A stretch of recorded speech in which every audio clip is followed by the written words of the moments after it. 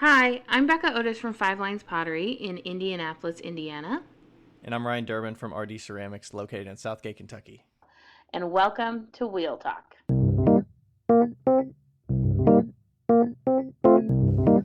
Hey guys, we've loved answering all of your questions so far. If you'd like to hear your question on the podcast, please send them to us on Instagram at Wheel Talk Podcast or by email to wheeltalkpodcast@gmail.com. Thanks. Okay. We're live. We're live. Hello, Ryan. Live. Hey Becca. Hi. Hello. Hello. Hello, Poppet. Hello, puppet.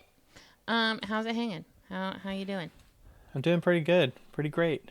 Grand. No yelling on the bus. No. That was very underwhelming, Chris Farley, but Well, do you know what that's from? no. Good, great, grand. Oh, yes. No yelling on the bus. Yes, okay. Yes. Billy Madison. Yeah. Been a while. Yes. Well, what's new? What's new with you? Let's see. I had a few weeks ago I had somebody reach out. It was probably been a couple of months by now, but I had somebody local reach out that goes to the local college here at NKU. She's in ceramics, and I think she's technically like an education, like ceramics education or art education. Yeah. And she had interest in ceramics, and she reached out because one of the teachers talked to me and or mentioned me because I'm close by and we're friends anyways. And then was like, hey, you should reach out to him and see if like he needs assistant or needs help with some things, or he's close by. So she actually came over on Monday with Erica as well, and she's been kind of like learning a little bit about glazes and mixing glazes. Nice. So she came over about 3 or 4 weeks ago just to, take some notes and learn how I make my own glazes and what process goes into it. Yeah. She helped like make my own glaze in like small batches and kind of like mirrored Erica. And then this time she came in and helped mix like a big batch of it. Nice. So that was kind of fun. And we kind of made a night of it. So she helped with that, and then help sand some pots and just chat and hang out and stuff. So that was pretty fun. That was Monday. So that was cool. I never really have people reach out like that, just kind of on a whim. Yeah. So I was like, initially I kind of didn't respond for quite a while. And then I was like, you know what? I can make time for that. I can. So it was fun.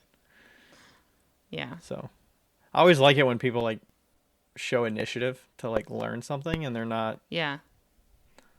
So I'm like, hey, if they're willing to reach, like, it takes some balls to reach out to somebody and just be like, hey, I don't know you, but I want to learn something from you. Can you teach me?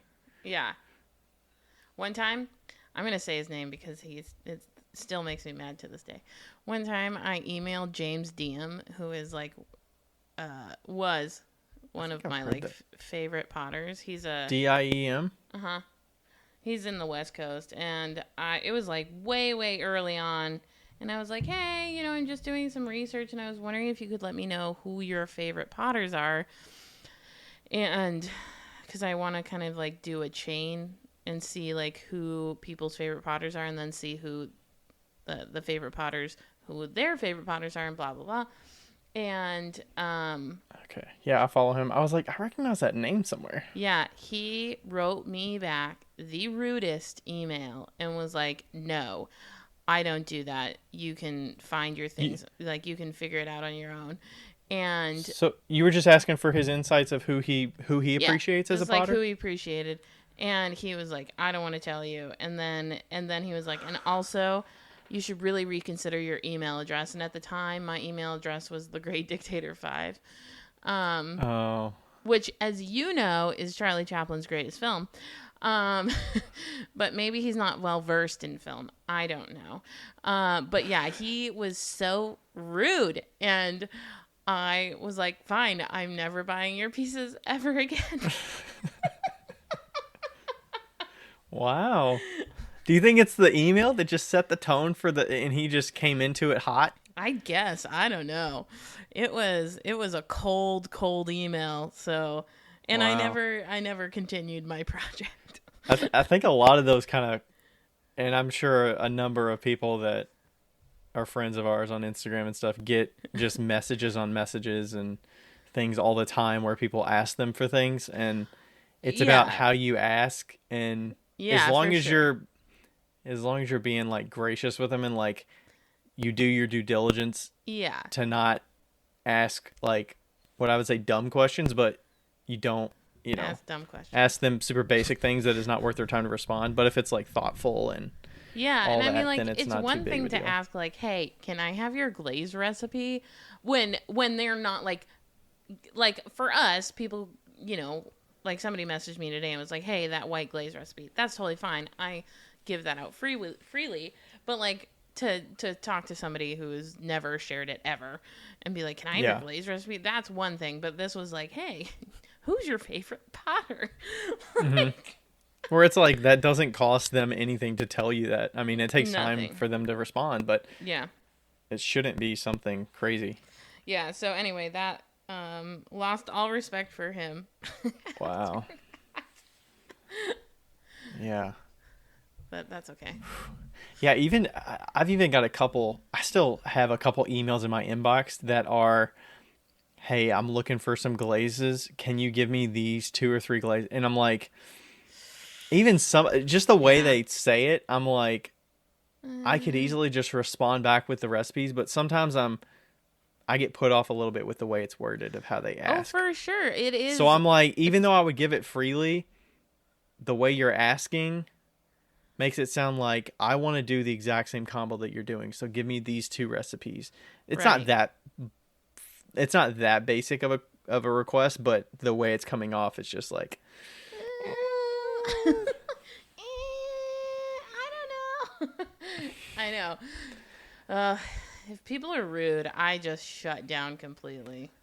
yeah, I don't know. I mean, I would be open to just listing all of my glaze recipes, but at the same time, I kind of want them to make the effort. Mm-hmm. Besides just them going to the website and finding it, Yeah, I kind of want them to make the effort to ask for it. for sure. And then leave it up to me to decide if I want to give it or not. Yeah. Yeah, for sure. For me, I think glazes for me, like especially the white. It's like it's just a fucking white glaze. Everybody needs a good white glaze. Like Right. that's nothing. But yeah, it is tough when they're like, "Hey, I've done no research on this. Can you do this for me?" But also at the same time, I fucking hate glazing. So I would totally, if I had the resources that we have now, and hadn't figured out how to glaze, I'd be like, "Yo, Yeah. hey." And I think some people don't realize that I make them myself. So they could be asking, what are the glazes you Oh, use? for And sure. they think you're going to tell them a commercial one, but Yeah, it's not useful for me to tell you glazes that I mix myself. yeah, And it's like, yeah, for sure. oh, Like, well, do you mix that yourself? And then you just give them a recipe and it doesn't really help them. But if they come into it like, hey, I mix my own glazes, I'm wondering if those are ones that you mix yourself or not. yeah, for sure. Oof, oof, oof. Oh, people. I don't know.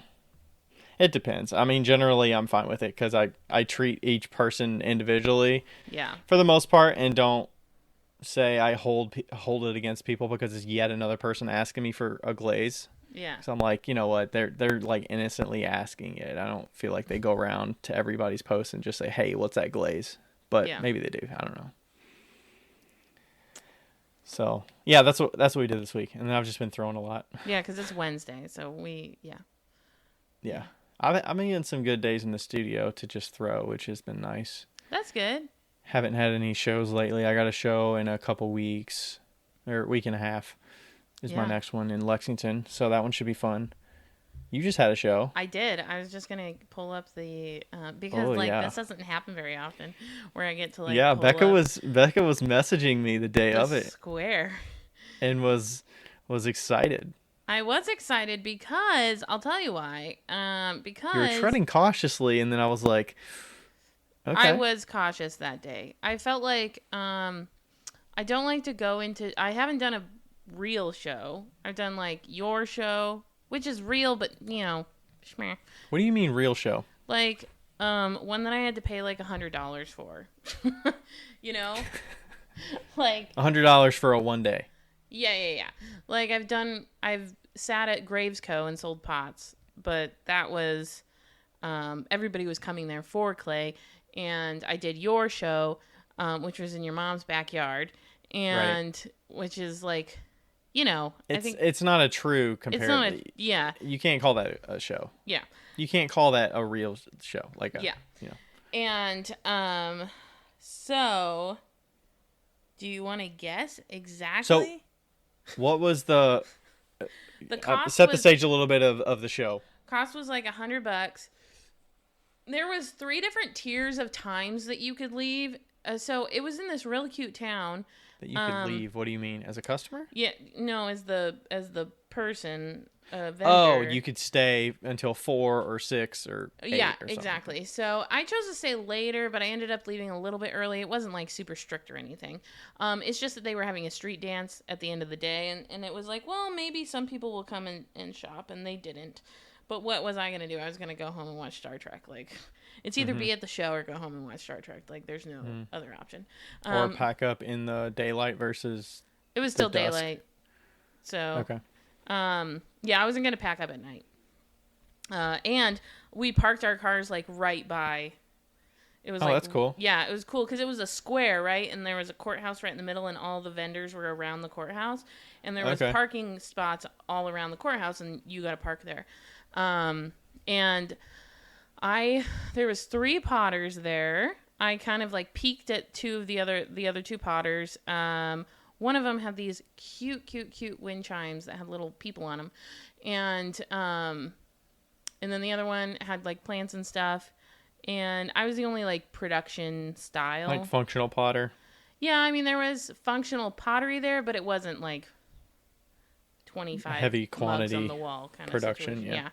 Yeah. Okay. And then the other vendors, not pottery, was it more Mostly, indie, like paint. food and consumables? No, it was like or paintings and art. Okay. And jewelry. So yeah. Okay. Yeah, and I think I paid $110 maybe with the application fee, maybe $125 with the application fee. Okay. And how long has the show been around? Do you know? No.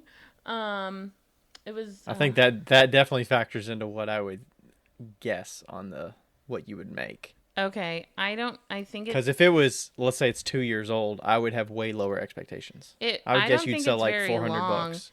I'm not sure, but I guess last year not it was real good. It's not a monthly market. Not a monthly market. It's a like once a year thing. Okay. And they provided breakfast and lunch. Nice. Subway for lunch. Bomb. And super friendly.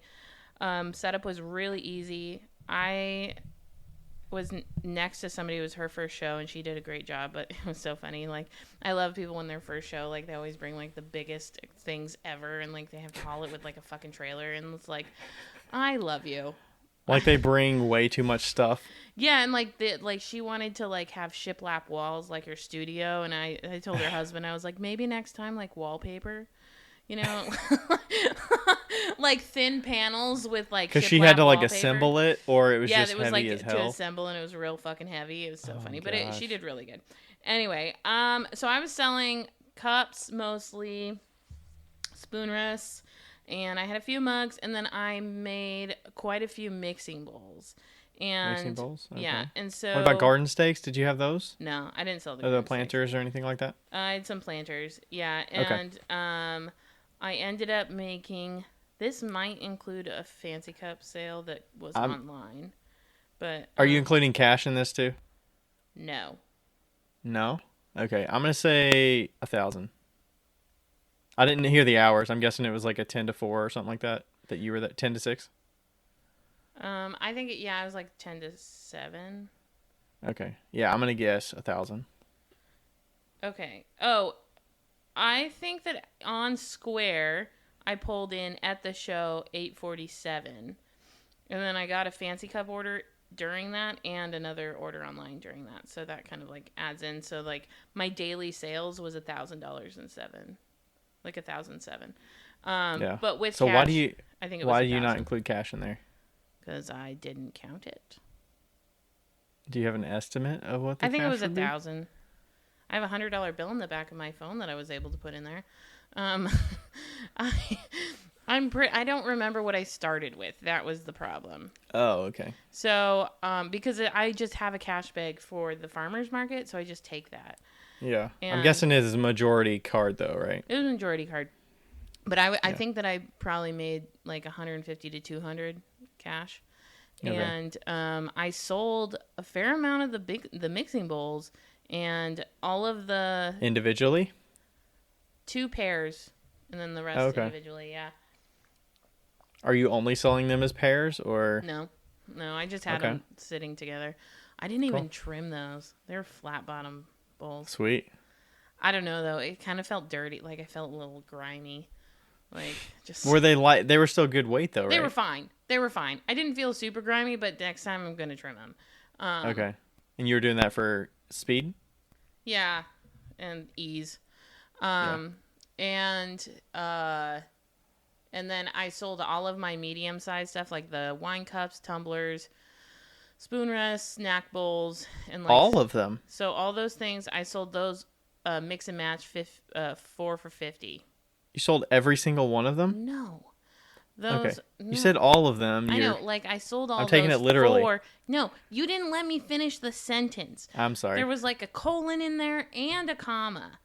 And you didn't Okay, you're just saying you sold a mixture of all your pieces basically. Yeah, 4 but they were like on a sale 4 for $50. Right.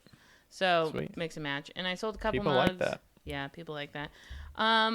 Did not sell a lot of the pinch pots, and so I marked the price down, and it sold a little bit more once I marked the price down. I Were those a 3 for deal? It was 3 for $25. I marked it down to 3 for $20. Okay. Yeah, I mean you used to sell them for like 3 for 15, didn't you? Yeah, and So 3 for 20 is still good. I wasn't comfortable selling them for 20 when I was trimming them, but now I'm not even trimming them. So it's like, who cares? So you're getting a little greedy with the 25, 3 for 25? No, not when I had the pinch pots that were all trimmed. Those fuckers take time. Oh, okay. Yeah, and so now I've added in a lot more that aren't trimmed at all. And so I that's gotcha. like way faster. I can just let them dry and go. Nice. So, yeah. So it was good. I was nervous at the very beginning. I was like, this is not going to be good. Everybody's coming in. They're like, oh, these are really nice. Bye. And Does the company you're in, the other vendors, does that set any of your expectations? no. I feel like the other vendors kind of give me a vibe of what people might be coming out to the event for. You know, let's say there's a bunch of food trucks or there's a bunch of consumables like cookies and donuts or like honey, like stuff like that. I feel like it was if it's art. It was, less art, then I'm like, people aren't going to come out and spend to buy. Yeah, no, it was art. And That's cool. yeah, so I like by like lunchtime I was like, I don't know what the fuck is going on. And then my friend came and it got a lot better. So yeah, at one point like I had almost had a line. That's awesome. How So did you set the booth? How'd you set the booth up? I was gonna say I had 26 sales. So Nice. 26 sales, 1,000. It's about. Well, I don't know what that 26 is, 50 sales bucks? on Square, so plus the cash ones. There was probably like 7 cash. So, That's about $40 a sale. Yeah, the average on Square was $35 a sale. Okay. Which usually my average is higher, but because I'm selling cheaper stuff, I think that's why. The booth was set up I borrowed 2 shelves from Rebecca and put most of them on shelves and then a table and then another shelf and then a table with a small shelf on top. So. Because you were using those black foldable ones for the most part? Yeah. Sorry, my cat's trying to... Lloyd's like, hello, why aren't you paying attention to me? Pet me, please. let me get my claws out for you. Yeah. So and then apart from that, so I was really really pleased with the amount of money that was purchased, or Nice. and especially with selling such cheap items, Yeah. is like. See, I think like maybe it's just because I've done enough shows to this point, but I feel like I can judge a certain expectation of a show of like what to expect. And for me, the indie market kind of vibe just doesn't produce the sales that I want. So that's where I'm like the art shows and the like having more fine art around you. Maybe that just attracts a certain clientele. Yeah, I know that a brings lot your of the sales people up, didn't even know but it was happening though. Because it was Yeah. right in downtown, and I think they just like showed up. Yeah. So Is it a generally good area like to attract crowds and stuff in I that think it's a small part town. of town anyways? Small town. Okay. But Oh yeah, you were in Noblesville, right? yeah, Noblesville, yeah, tiny town. So, I mean, who knows? But I have a tiny little open house type show on the 20th that I'm sure won't produce very much, but that's okay. And yeah. So. Yeah, I think the smaller shows that happen once a year don't get enough crowds for one-time things, but if they're smaller and they happen more frequently, I'm thinking like farmers market or Right. the like monthly markets that are like growing into their audience, Yeah. like getting an audience, the frequency helps, but those one-off shows that are still brand new, like don't have the audience established yet. Yeah. And that they're kind of scrounging to get vendors to fill it, and Yeah. you're getting people that they generally take longer to like they accept applications later, Yeah. like closer to the date. So the pool of people that you can get are smaller, and they're kind of like scrounging around to like find shows. Yeah. And the ones that are more established have like an application window that's like 9 months out or a year out. Yeah, for sure. And people are like working to get into those and apply to those and jury into them, and Yeah. Yeah. there's definitely tiers of different shows. I mean, for sure, I would prefer to sell online and ship. 100%. Yeah. Was it a good day at least with the weather and stuff? So yeah. it wasn't. Yeah, it only rained literally only on my booth for like 10 minutes. No other booths, but just your like, booth. No, mine and my neighbors. Like it had like it was maybe a 20-foot span of rain. There was a line. There was like a line of where it stopped. Yeah, but at least in you were on concrete. It looked nice. It wasn't. Yeah, I was grassy. so grateful that one of the vendors, she was an artist, and one of the vendors was one of the judges for the show, and she was like, "Oh, she has shelves. She needs to be on concrete." And so it's flat, and you're not worried about shells falling over with pottery on it. Yeah, and she's like, "I just wanted to make sure you were on concrete, and like your booth is open, so it was very inviting." And I was like, "You are wonderful. You're a wonderful human being." Make friends with that person. Yeah.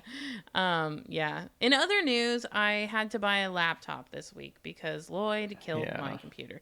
But it's not like totally killed. Same story as we talked about before, Yeah. but it officially went kaput. As we imagined it might. I backed everything up or took all the important stuff off. And but it still runs. It just turns itself off randomly, which isn't conducive to what we're doing here or doing consultations. So, yeah. Business expense? I mean, yes and no, because like, no. I mean, you have to have it for the consultations. I know, but like, I guess I could put it as a business expense. I'm not paying with it out of my business account because I got because Apple has a student discount around this time, around September, before kids go to college, and you don't have to be a student. I don't know why they say it's a student discount. Just Hey, I did the same thing when I got my Mac. yeah, I was the one that told you about it, didn't I? And I got free AirPods with it. Yeah, and you got free AirPods. So, yeah, somebody was like, "It's a fucking multi-billion corporation. Take it." I don't feel bad about saving $150 from Apple. No. And so they gave me a $150 gift card, and then if I put it on my Apple card, I could get payments. I could do payments with 0 APR. So I'm not paying any interest. I can pay it over 12 months. And also I get 3% cash back because it's on the Apple card. So I ended up saving like $180. So it still including the gift card or plus yeah, including the gift card, yeah. Okay. I mean, it still ended up being like $750, but yeah. I've never I'm one of those people that it took me a year to buy my last laptop because I was like, no, I don't need it. Maybe I should get it. Such a big purchase. I mean, you don't buy a laptop every day. And this one, I literally texted Ryan. I was like, I'm doing it. And I just bought it on my phone. Yeah, you texted me 8 different things. And I was like, I was doing something, so I didn't check it. And you were like, I did it. I bought it. I was like, I've never in my life done that with such a large purchase. And I was just like, I didn't even look at any of the specs because I am a specs person. I'm like, let's compare and contrast. Let's make sure you're getting the best for your money. All these things. Should I get the M2 or the M1 chip? Blah, blah, blah. And and I was like, nope, just Becca, get the cheapest fucking laptop you get. Get the cheapest one you can find. You got the MacBook Air and yeah. Hey, down the road, you could always upgrade the RAM. I'm sure take it to Apple and upgrade the RAM and if you need it. But I mean, I haven't done anything on Photoshop or InDesign in such a long time. I don't even think that buying it for something where you're like, I could potentially use Photoshop and need the RAM, but it's if you're not doing streaming and all this stuff, right? It's literally for us. And for doing consultations. That's it. Yeah. And more important for that is your internet connection. Right. And shipping labels. That's it. Yeah. So. In these days, the technology's to such a good point that for all those everyday things, anything you buy is going to be. You don't need anything super fancy. Right. And I even told you, I wish that I could have just used my app, my iPad, which I barely use anyway. And that was a fucking terrible purchase. I never use it. And I would have just replaced my computer with the iPad, but you couldn't trade it in? I didn't think about that. You could always do. I mean, you could probably do.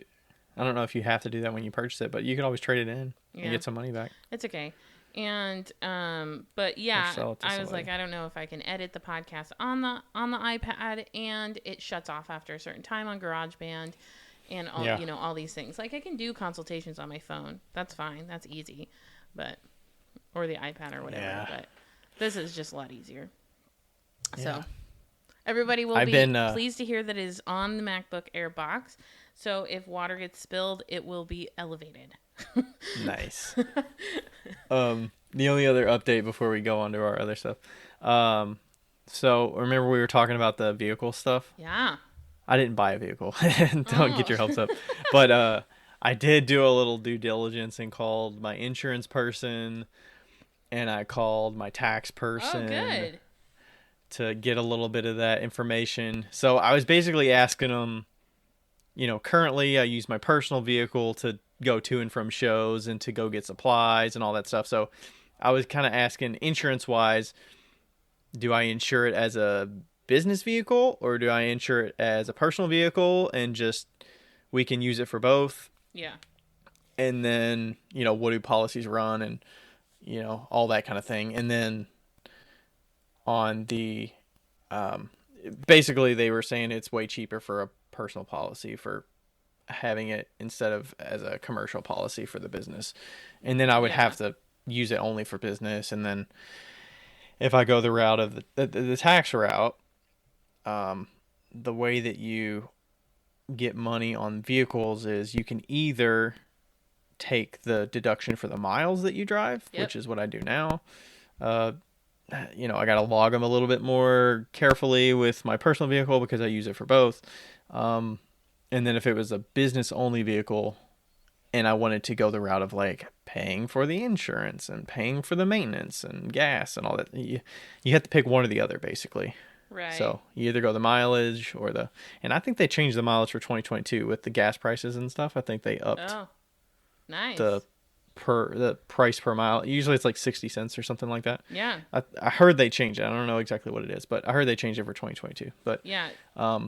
So I ultimately it just gave me more peace of mind. So I think when I do get it, I'm just gonna do personal insurance, Yeah, that's what I always used to do. all that stuff, and then if it's a good vehicle, you won't need to like do repairs on it. So just do miles. right, and then we can use it personally for going on trips or something, or Exactly. if we want to go and we need more room, because I'm looking for one with like a second row.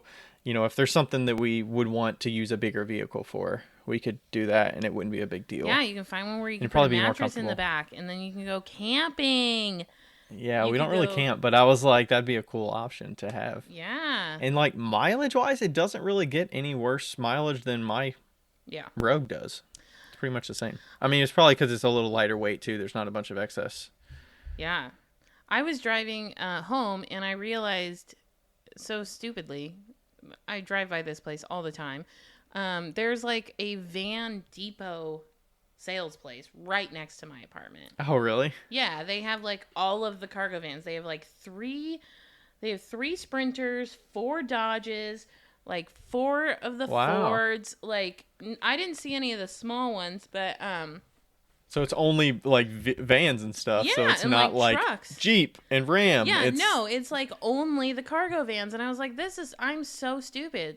Like when I should go and talk to them. Yeah. Because I mean, I would really like to buy a used one because it's just so much more cost effective. Yeah, it's going to depreciate Yeah. pretty quickly.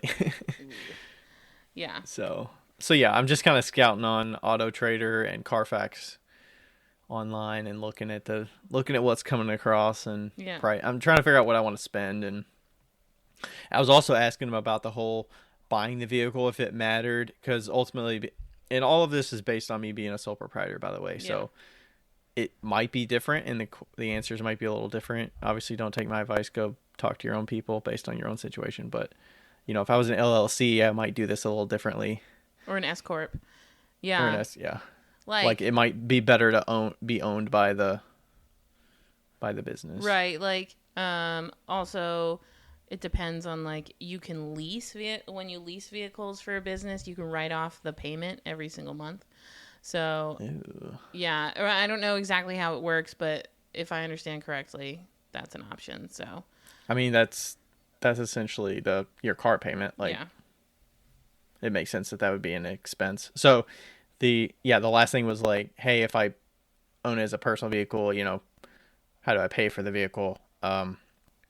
He was basically saying like, just pay for it out of your account, like whether you don't pay for it out of the business account, obviously, but I could pay myself like all that money at the end of the year I own anyway. So like I could essentially transfer all the money that's remaining in the account over to my personal account because it's mine at the end of the year. right, But like, that's kind of what he was saying. So right, I could do whatever. I'm trying to see if I could buy it outright. yeah, Instead of payments. paying payments, because I don't want to pay the interest, and if I have the money for it, it's not that big of a deal. I feel like Right. I should. Well, this is what you've been saving for, so Yeah, I don't buy a vehicle every day. yeah, I'm like you don't buy it. It's like you don't buy a laptop, you don't buy a vehicle every day. It's like Yeah, I've been we've had 0 car payments for the last like 3 or 4 years. yeah, And we've been riding on saving that money from the car payments, and we Yeah. can buy a vehicle. And totally. I know I've had no car part of it. payments for probably 5 years. yeah, it's pretty and sweet, right? It is fucking great. And like I kind of like think about that, in my future, and I'm like, "Oh, putting myself back into debt. How does that feel?" Did you have student loan debt too? I did, but not very much. I was Okay. very lucky. Yeah, I mean that was a weight for sure lifted off. Yeah. car payments lifted off. Yeah. I was very Now it's lucky back to in the California. The cost is so low, and I became a California citizen my second year. So, citizen. Is that what you? California resident? Citizen, resident, same thing. It is the same thing. Fuck you. Anyway. I don't know if it's the same thing. Anyway. Yeah, whatever. You know what we're talking I got to about. pay in-state tuition, so I only had like $5,000 of loans at the end. Oh, that's sweet. Yeah, that's totally manageable. Yeah, and which took me a hell of a long time to still pay off. Don't get me wrong. But, yeah, but that's way better. I think Rachel had like 40,000 or something. Yeah, there's plenty. And there's people that have way more than that. Oh my gosh, yeah. I mean, student loan debt is a lot. It's a lot. Yeah. Yeah. I'm obviously very fortunate through my life. Lucky, very, very lucky. Yeah. Okay, let's start. Now that we're 35 minutes in, but we had educational material within that. There was what we're going through and what we can teach from these things. Yeah. Would you support people reaching out to others and seeing if they could get a little insight from them? Don't let the DM guy, James DM guy, scare you off from asking people. If you, I liked when people reach out to me to see if they could learn from me. I think I would definitely out. say that's something you can learn from that. I would say if you show the initiative, you should do that. Yeah. Like I reached out to Jen Beachy also around that same time, and she was wonderful. You know, she answered my questions, which I later then learned she asked Rebecca those questions then email me. Y'all had a little circle of yes. But yeah, I definitely think having questions is totally okay. Just you have to go about it the right way and understand somebody's time. Like today, somebody messaged me and was like, "Hey, I know you don't do consultations on Thursdays or Saturdays, but those are the only days that I can do it. Is there any way you have any time? I don't want to go over any boundaries or anything that you have." And I was like, "Oh yeah, we can do it Thursday morning. I just have it off." You know, there's no reason why you can't ask nicely. Yeah. And you have the leverage to say no if you want. Right. And if they put it nice enough, you're like, I can make adjustments for them. Yeah. You know. For sure. $60, hell yeah. Anyway. And plus you feel better about making adjustments for them. It's like, yeah. Oh yeah, I can do that for sure. Absolutely. Okay. Yeah. We are going to read a review. This is from Go for Andy, also AKA it's Andy at Blacktooth Pottery? Blacktooth, yes, Blacktooth. Thank you. I had the tooth, and I was like, "Is it what?" Blacktooth what color Pottery. Tooth? Okay, it says reminds me of a department meeting, and it's 5 stars. It says I'm a teacher, and this podcast reminds me of a department. We get together and shoot the breeze for a while. Get down to business, get sidetracked about nothing, and by the end of it, we've done some good work, but maybe could have been accomplished in half the time.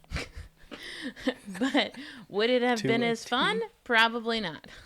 Listening to Becca and Ryan for a few months has made me feel like more of the pottery community because they're so welcoming and honest. Also, beware, this podcast is PG-13 on a good day. Mostly some swearing.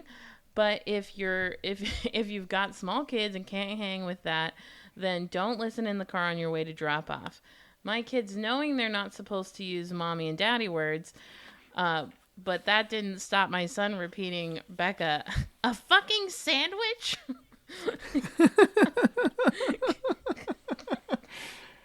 Good times. Oh, that's great. I think he's 2. He's 2? Is he 2? I don't know how old his son is. His child? I don't know. He was telling me a story about when maybe it was when his other kids were one of them was 2 years old and he cussed in a restaurant or something. But that's funny. But yeah. Thanks, Andy. Yeah. We got a recent message through, I don't even remember who it was, but we got a recent message that was kind of it was one of the first times they listened, and they were kind of mentioning the cussing and feeling like we were leaving out a portion of audience that can't handle that.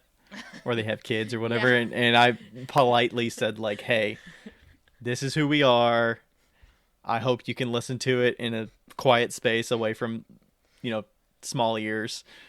And And here's you the know. other podcasts that don't cuss. And yeah, I was basically like, hey, here's a few other ones that you can listen to that are not explicit Yeah. if you'd like. There's a lot of options out there, so Yeah. that's kind of how it goes. And that's why Rebecca doesn't respond to those. Yeah. Ryan takes those. One for the team. Yeah. Oh. Kill him with kindness. Kill him with kindness. No, you were like the best. Me and you are a good team when it comes to politically correct responses. Sometimes I take it. I mean, I'll still sometimes send them take to it. you, and I'll be like, all right, let me get the Becca response, just her and I, see what she says, Yeah. and then I'll respond, or I'll show her what I responded with, Yeah. because I know we don't want Becca touching that. I am, just so we all know, I am very good at politically correct responses. You can be good, but I can be good, but you gotta wait. You gotta get past your gut feeling yeah, first. I have and then... no energy for that. Okay. What else are we doing? All right, we had a quick question that was kind of fun. Random question for the list. What would y'all order at Starbucks? And if you don't normally like to go there, pretend you're on a trip and the whole party is stopping there in the morning. What do you order? This is a fun That's from question. I was Tori thinking about Solace this today. Ceramics. Tori Solace Ceramics. What do you Tori order? Solace dot ceramics. I'm easy. I'm chai latte. Okay. Maybe spicy chai latte, but chai latte. That's easy. Okay. It's not complicated. Do you go to like coffee shops a lot? Is that a thing that you do? It said Starbucks. I'm pretty sure most places have a chai latte, so I don't really go to coffee shops now. Okay. Or if there's like a coffee truck or whatever at a show, like they pretty much always have some kind of tea option, and it's almost always chai. Okay. So that's what I Yeah, get. I was actually, you know, what's funny is that I was driving out of like a parking lot getting Chipotle today, and I was thinking about how I haven't been to a Starbucks in maybe over a year. I don't go there, even though I used to work there. If I was gonna be in a Starbucks, I would get a passion tea lemonade with raspberry syrup instead of regular syrup. Okay. Would you do the same if you were having somebody else order for you? If somebody was going out to get the group drink, Yes. the group drinks, you would say Passion tea lemonade with raspberry syrup. Okay, that'd be a write it down list kind of deal. Yeah. Okay. Yeah, I don't do. If I had to choose coffee, I'd probably get a dirty chai. Dirty chai. Okay. I found like I hadn't had a dirty chai until like 2018. They're pretty good. They're not too shabby. Yeah. Is that cold or hot? Cold. You drink it cold. I would always drink it hot. I can't remember. I'm not really a cold chai drinker. I think it was cold. I'm not really like a cold tea unless it's sweet tea. But if it's that like milky, like I'm not gonna drink that. I typically don't either. Cold. And I think the only reason that I got them cold was because it was in Leavenworth in the summer. And the only reason outdoor, and the only reason I got the dirty chai was because I was falling asleep on my way home. So I had to get some caffeine to wake me up, so. Okay. Yeah. Yeah. But the only other one I would get would potentially be, sometimes they have that like peach tea, peach sweet tea. I would get that too. Yeah. That's pretty good. Yeah, I am definitely not a Starbucks drinker or a coffee shop drinker at all. Yeah. I'd rather have water. I'll sometimes have, if I go like visit one of the shops that I sell stuff in or whatever, we're doing that coffee festival here in October. You got that on your calendar, right? Yes. Yeah. Did I forget about it? There'll be coffee shops and tea and stuff there. I usually go. I mean, they got samples and whatnot, so get some good stuff. You're like, I am writing that down. No, it's on my thing. I just have to look at the dates. Yeah, it's like late October. Yeah. Yeah, so that should be fun. Okay. All right. So the topic today, 44 minutes in. You know what? We needed it. Honestly, we don't have much to talk about. Okay, so the topic today was kind of a question that Becca prompted probably many months ago. Yeah. And it was basically leaving it at, how long does it take to get good at making pottery? Like, what's the expected amount of time with, like, within certain parameters? You know, like, if you're taking Yeah. a class and you can have... And the word good is kind of subjective here. And the I word mean, good is very subjective, but you know, like, sometimes it's like people are in for a year and they're like, I don't feel like I have made any progress, you know? mm-hmm. And maybe that has something to do with your teacher, or maybe that has something to do with you. You know, like, usually it's your teacher. um, but I think so. A lot of it's like mentality too. Like, what are you Yeah. going into it with? Because if you have these high expectations and you're hoping that you get in there and you watch all these videos and you see people making stuff and you're going in there just ready to kill it. Yeah. And you get humbled a little bit. Mm-hmm. It's like, oh, I'm doing terrible. But it's like, it's harder than you thought. Right. Yeah, I was actually, Sarah, my studio mate, had a friend, and she had thrown some pots, and then I had also thrown, 27 small snack bowls. And she looked at mine and she's like, wow, yours look really good in comparison to mine. And I was like, hello, I've been doing this for 15 years. Like, we don't compare. And I showed her what the fuck are you doing? There's water that dripped on this paper next to me. I don't know how. Is that under the... There's not a vent here. I don't know. I'll have to ask Rachel. All right. Maybe you have a rat in the ceiling and they peed. No, it's clear.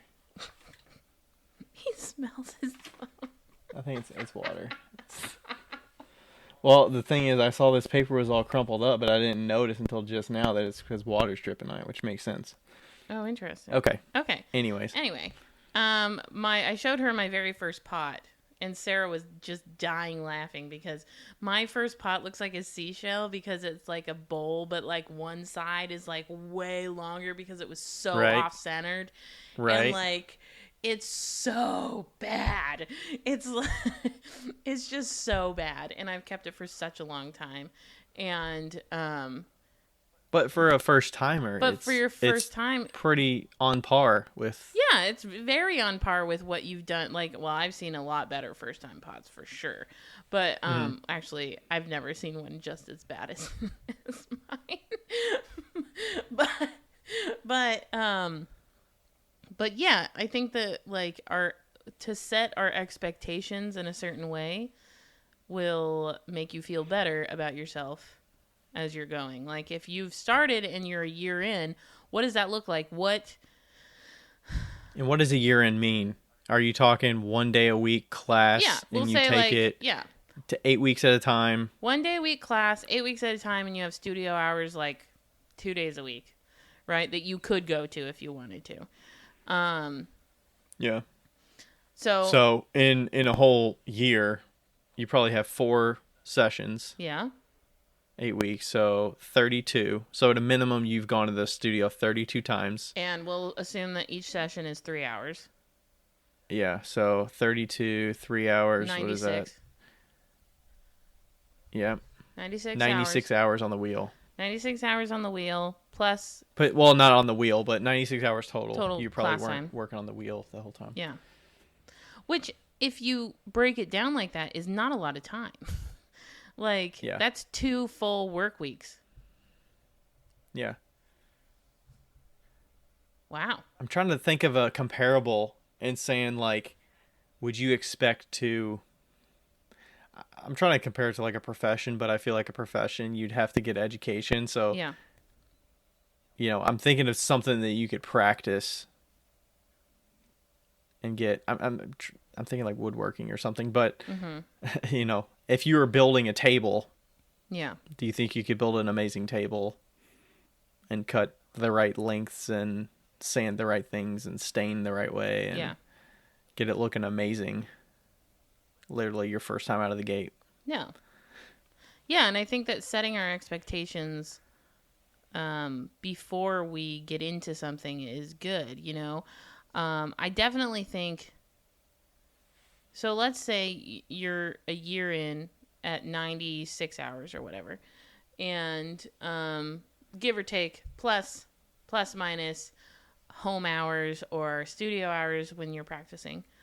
Mm-hmm. Um, what does that look like? What do you feel would be the techniques throwing wise that you should have pretty down, like pretty solid? I think you should be able to throw a solid cylinder. Yep. I think you should be able to trim a good foot. Yep. Good thickness. You're gonna have. I think you're still gonna have some thick areas because you have to really get a lot of pots in, and usually when you're starting, you're throwing a wide assortment of forms. Yeah. You're not narrowing in on, okay, we're only going to throw cylinders and only going to throw bowls for this whole year. Mm-hmm. If you were, I think you could get a lot closer on that. You're going Right. to cut through some bottoms and like find where that boundary is and where you need to come back a little bit. Yeah. So, and then I think you should have another one would be like a solid glaze application. Yeah. You should know how to dip glazes, how to have a clean looking bottom where the glaze doesn't run. You kind of have a couple glazes or, 4 glazes maybe that you have a good understanding about, that you have a good confidence in how to apply them. I think that's a good, I feel like that's a good benchmark. Yeah. Adding on top of that, I agree with all of that. Adding on top of it, I feel like from not even what I think, but from my experience with doing consultations, a year out looks like, as far as like each individual thing, it looks like a tough time centering, but not like you get it, but it takes a little time. It's still like, And what's a little time? like Like a minute? like a minute and a half. And Minute and a half. Okay. and it, like, sometimes you get moments where it gets like wobbly and wiggly and you're like, I don't know how to fix this. And At a year in? yeah, at a year in. And Okay. but for the most part you're solid on that. And then I would say you're not at like a 2-pole pot necessarily, unless you've been taught very specific polling techniques, but you're more at like a 5 or 6 pole pot. So you're not like, I would agree with that. yeah, so you're not like utilizing your clay, but you're at like a 10-minute pot essentially. So it takes you about 10 minutes to pull like a basic cylinder mug that's like a nice shape, size, form. And also I would say about a year in, what I've noticed is that you're using a little bit more clay than which is fine. Like, this is a fine thing, but you're using, like, let's say 16 ounces of clay for a 12-ounce cup. Whereas, like, I would use 16 ounces of clay for a 16-ounce cup. But I also have been doing this for a very, very long time. So you're using a little bit more clay because you're not maybe getting enough clay off the bottom of your piece. There's you're having to trim off a little bit more. That's what I've seen. That's what I feel like I've seen after a year that seems realistic. Okay. A couple of things I was thinking about. We'll start at you mentioned some of the weight. What would you say is a weight of clay that should be at the top end of what you're comfortable throwing? Like, do you see it beneficial to say, we're not going to throw, you're still in this level, we're not going to throw any more than 2 pounds, 3 pounds? I would say 2 pounds. Sorry, I realized that I didn't plug my computer in.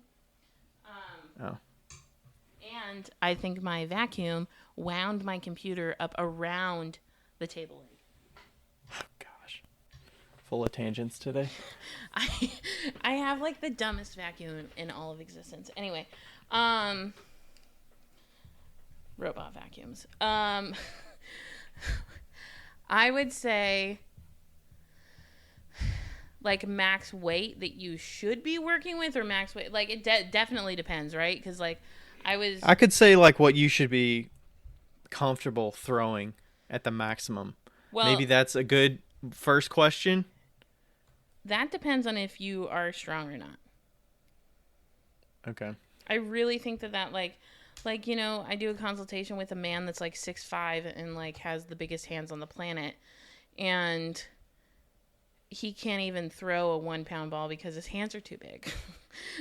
Like, you Yeah. know, like he should be using 2 pounds instead of 1 pound, you know, just Right. because that's proportional to his size. But I would say like an average normal sized human, 1.5 pounds is normal. You should be. Yeah. You should be pretty Yeah. pretty confident or I'm trying to think of the right word. Confidence, fine. Yeah. Confidence. Great. Yeah. You should be able to be confident in a pound and a half. Yeah. Which, I mean, a pound and a half, honestly, that can get you a lot of form. Like, out of all the forms I make, I don't make but maybe 10% of pieces over a pound and a half. Yeah. So, Pound and a half I mean, is you good. have a lot of leeway with a pound and a half. No, Lloyd. I mean, obviously, it's going to be a little thicker. You're not going to get as big of things because you're still learning how to get the optimal height out of Yeah. and use as much clay as possible. But yeah, pound. I was thinking more. I was thinking like 2 pounds probably. Yeah, a pound and Is a half good. to 2 pounds. I think that's good. What about? Do you think it's beneficial to limit how much you could use? Would it be beneficial to say, okay, you're at this skill level, we're not going to throw any more than 3 pounds? That's a good question. Do you? I mean, do you see it being beneficial at all to be like, hey, we can throw 5 pounds? Personally, I think it is beneficial because when you are Lloyd, sorry, when you are,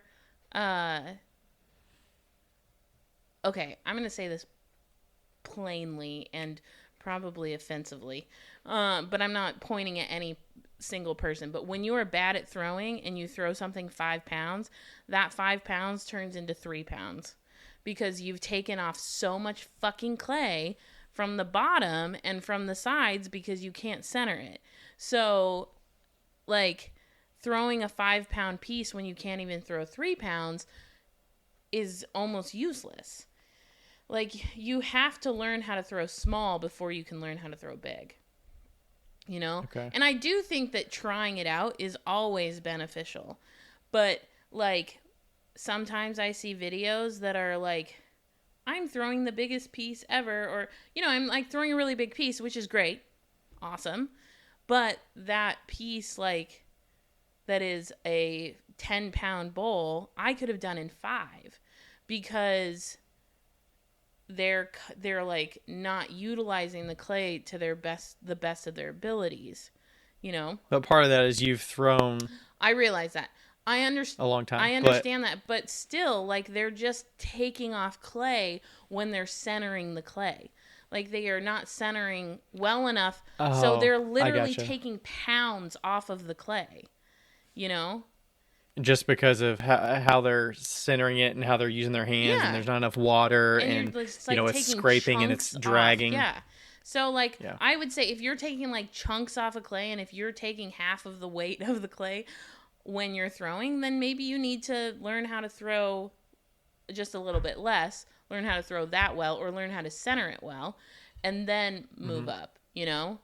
I think that Okay. you can prematurely, like, go to throwing a certain weight. Don't feel that seeing people throw really big pots, I think it puts a conception out there.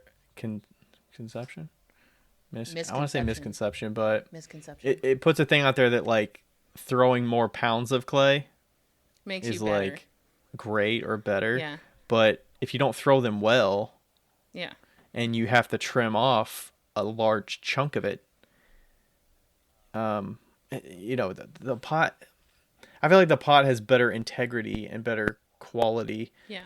If you can get the evenness thrown and have the good, I don't know, the good like consistent walls and semi-consistent walls, you know what I mean?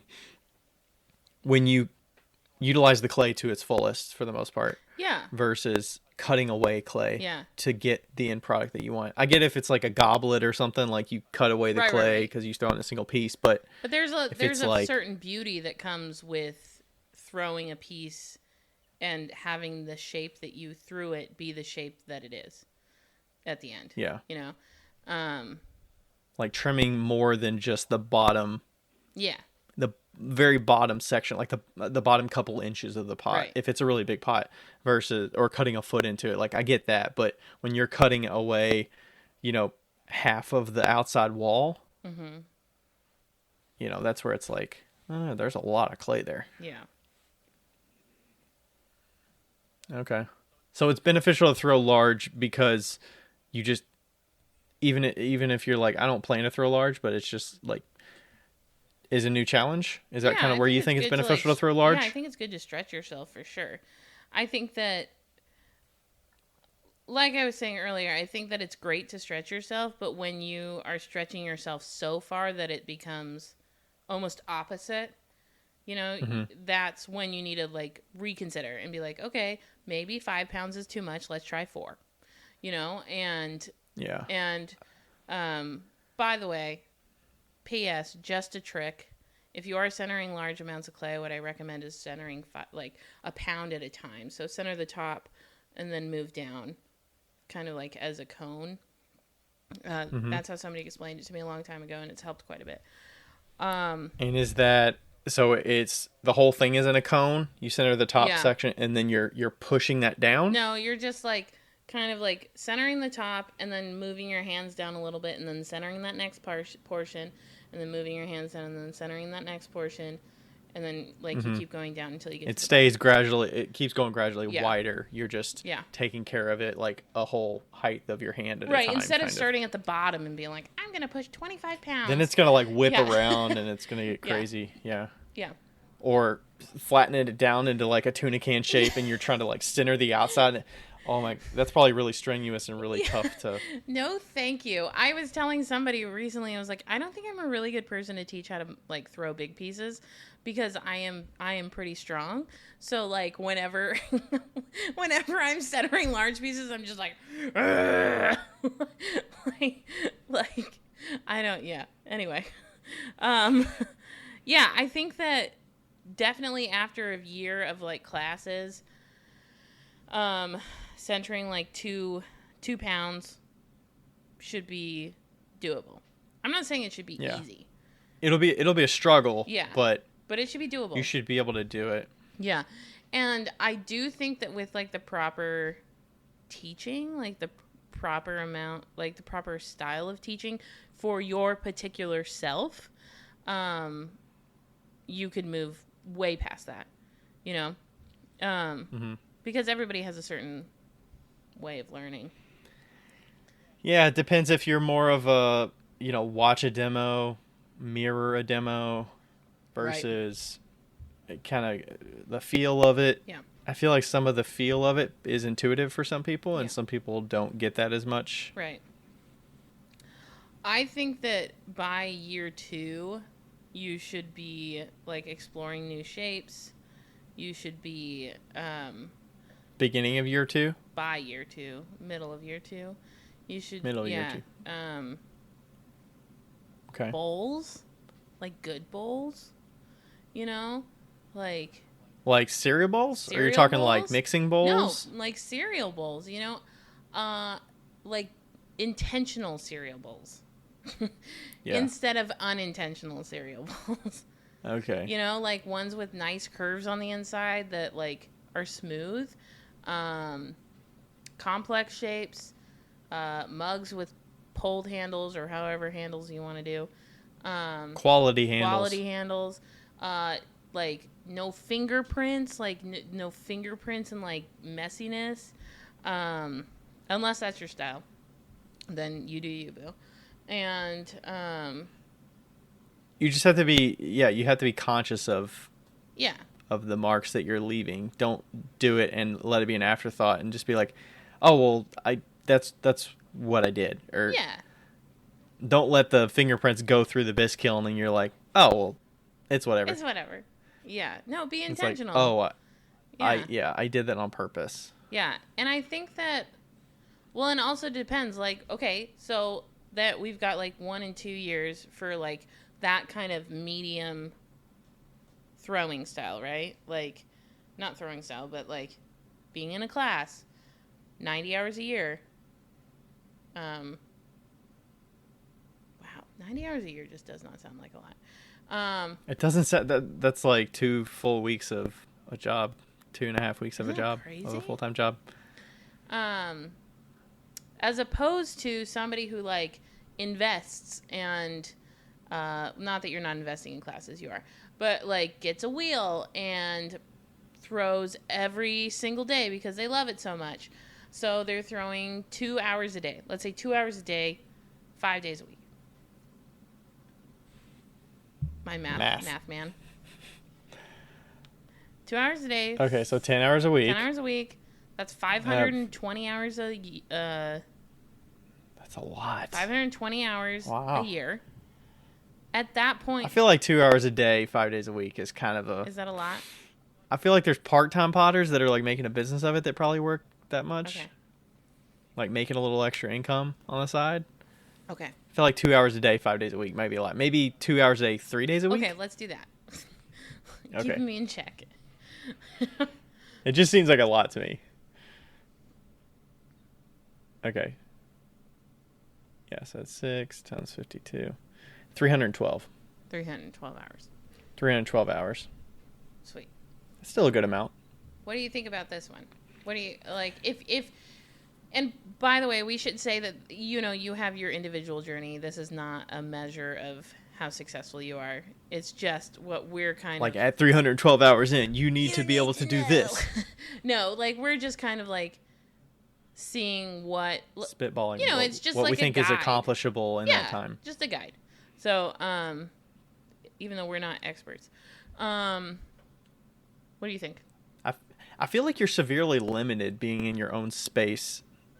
Like, if you don't have those 90 hours with an instructor in the room and other peers in the room, I think it helps to see how other people are, whether they challenge you to do a little bit better or you get ideas of, I don't know, it depends on how you learn, too. Like, if you learn from watching other people do their stuff, Yeah.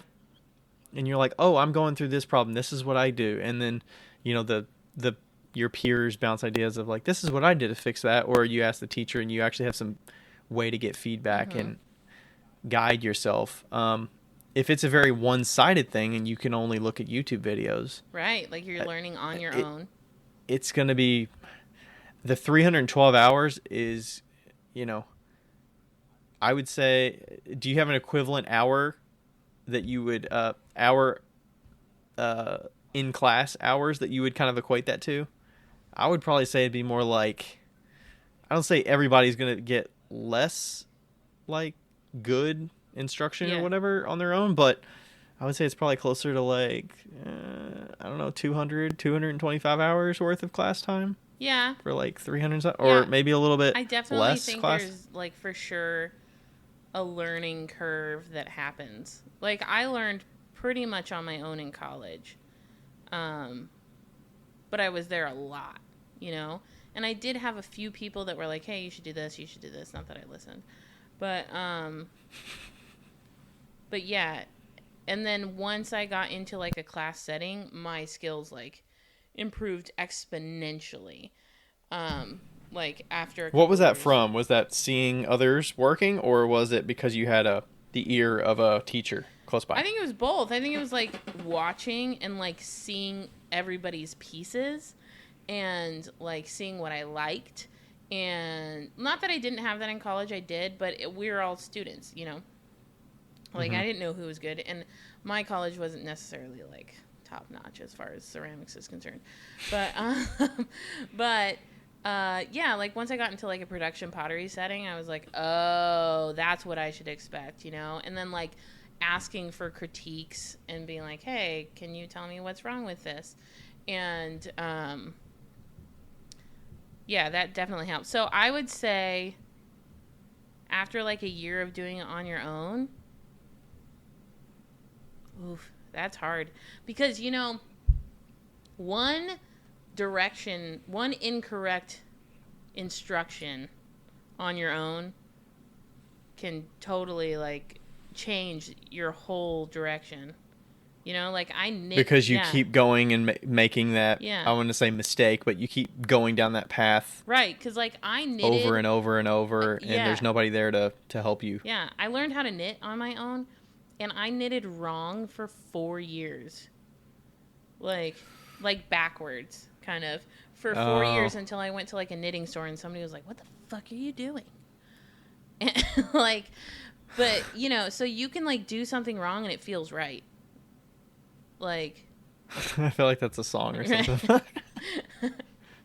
yeah, but I would say even with that, I would say after a year of like doing it pretty frequently, I think you're almost at the same. I think you're almost at the same space. A year on your own versus a year in classes. Oh, so you're saying the 312 hours on your own is equivalent to like 100 hours of class time? I think so. Okay. I was being a little generous with the 200 hours of class time. That would be 2 years worth. Yeah. But okay. I don't know. I mean, yeah, it depends on how you're learning. Like yeah, it does. if you do kind of watch YouTube videos and watch instructional videos that are in depth, and you're analyzing yourself and breaking down what you're doing. Yeah. And actually looking at it with a critical eye. Yeah. But for the most part you're kind of experimenting, I feel like. Yeah. For sure. You're learning how to make certain things. And there's not like a curriculum you're going by or a syllabus or right. You know, these are the things that we're going to learn in this period of time. It's totally up to you. Yeah. I'm thinking of like a really good example, and I'm sorry, Lindy, but I'm going to call you out. Lindy, Gardner Ceramics, when I met her on the interwebs, she was only doing slab work, and she had these like wonderful slab vases, and so I got one. And then she started throwing shortly after that, and that was in like 2019, I think, and we're in 2022, so 3 years. Mm-hmm. And like the progression, like she's not, I think she's done a few classes, but mostly it's been like watching online, doing YouTube. She has her own wheel. She sells her stuff, and like the improvement has been crazy good. And then I was also thinking about somebody else who I want to say it's been 2 years, and she's throwing significantly better, but she never took really any classes, and she did it all on her own, and it's been a struggle bus, but she's finally there. It's almost... What do you think incentivizes you to do better? Is it when you get your pieces out in front of customers? Maybe. Or like, is it just you have to have a critical eye? Yeah. And like say, this needs to be a little bit better here, a little bit better there? Yeah, I think so. And also like reaching out to other people. But also I think that there's like some point where you're like, this makes sense. Like, you know, like there's like 8 months in, you're like, oh. Like mm-hmm. that, it clicks, you know? Yeah. And I think a lot of it has to do with making sure you get those reps on specific forms. Mm-hmm. Being intentional about what forms you're making, going to the wheel with, I'm going to make mugs today. Yeah. And just sticking to it. Not saying let the clay guide me where it will. Right. Because if you go into the making a piece without a plan and you're like going to center and then you're going to pull and then you're like, oh, well, it's a cylinder, but it's kind of going outward. So let's make this one a bowl. Like, yeah. You're not really in control there. You're kind of going by the whims of whatever your hands end up doing. Right. Yeah. And you can't be like, oh, well, the reason that one went wrong, maybe I was going a little bit too fast. Yeah. On that pull. And it was going outward. Oh, okay. You know, maybe I didn't have enough water and it, drag, had a little bit more drag on it or something, right. Or kind of torqued a little bit. Yeah. It's crazy to me. I naturally do this, but I have been noticing that because pottery is such a relaxing thing, once you finally get it, once you finally like mostly get it, it's relaxing. Oh my god. Sorry, I'm having cat issues today.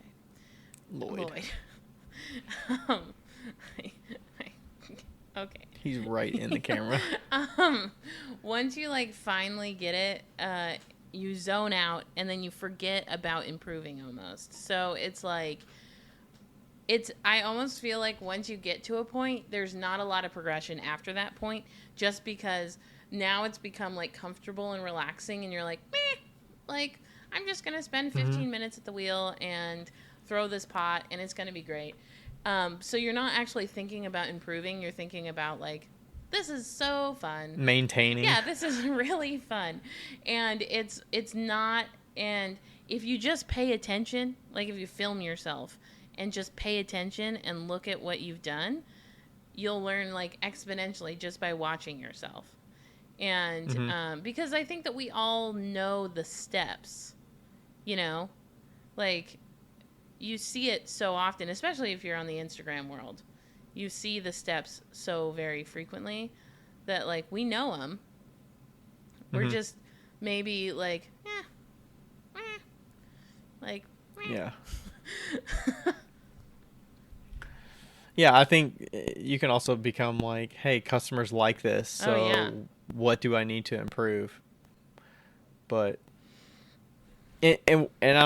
I would say you don't always have to be looking to improve every single thing. No. Every single day. Like, it's good to get to a point where you can maintain and build in that consistency. I think that gives you confidence so that you can build a quality product, get it out to customers, as well as give yourself more leeway to take risks elsewhere or experiment with another form that you're not as comfortable with. I still make some forms that I'm like, these are just not exactly where I want them to be. Yeah. There's something missing here, or there's, like the shallow pasta bowls I throw, like they're still a little bit on the fence for me. Like, I like them a little bit, but not a ton. Like they're wide, flat bottom. Like, I don't know.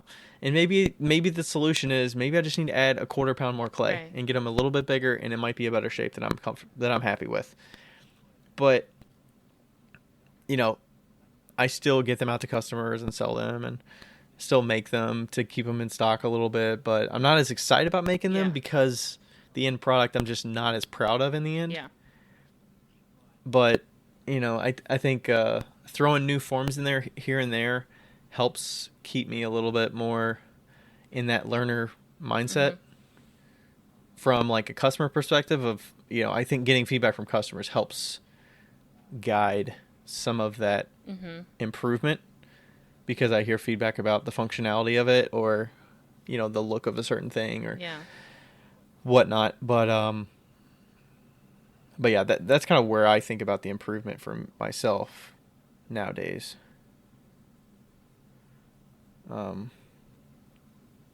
Yeah. When do you think you should start selling?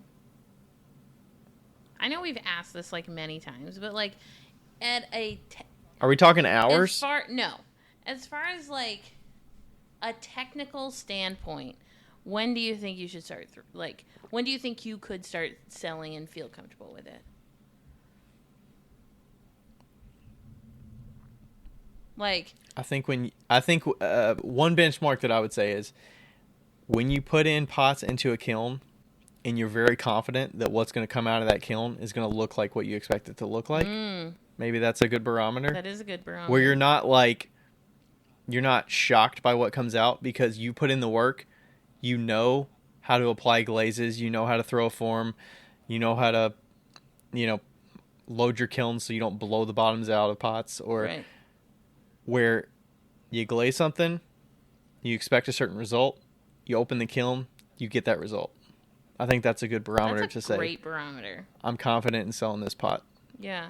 And it's something you're happy with. Yeah. Can you still hear Charles? I mean, sure, you'll get a little bit of variation here and there of like the glaze running a little bit differently, but yeah. Can you hear Charles? No. Oh, Oh, that's so sad. I'm going to have to move down to the studio. I've been doing the podcast in my apartment, and you can't hear Charles. Oh, no. Anyway, I think that's a great barometer. I would say, when would I start selling stuff?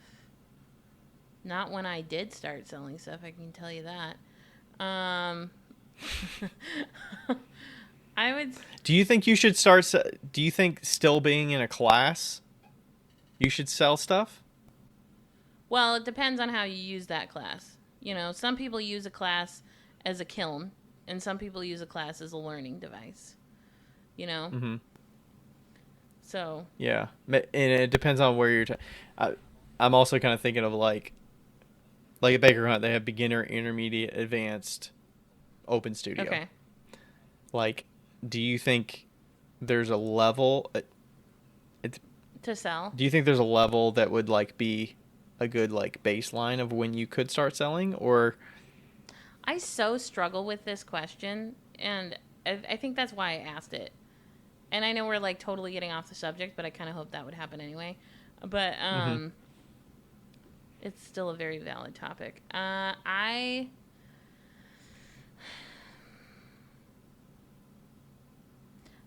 think you should start selling when... I don't think the class situation matters. Mm-hmm. You know?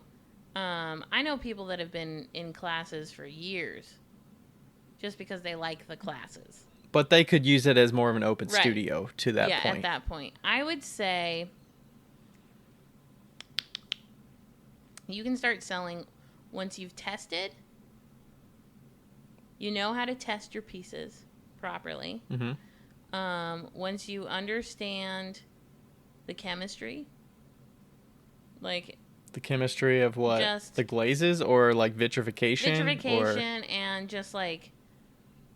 What happens to a pot when you bisque fire it? Yeah, like just basic stuff that I think is fundamental, only because when you're selling stuff, those questions come up, you know?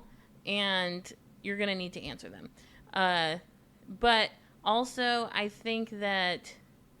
I'm not going to say like pot quality, because as we've discussed all the time, it doesn't matter. I mean, your price can inform Yeah.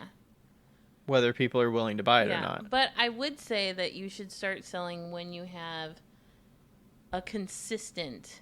I think consistency is something that I would want before I would start selling.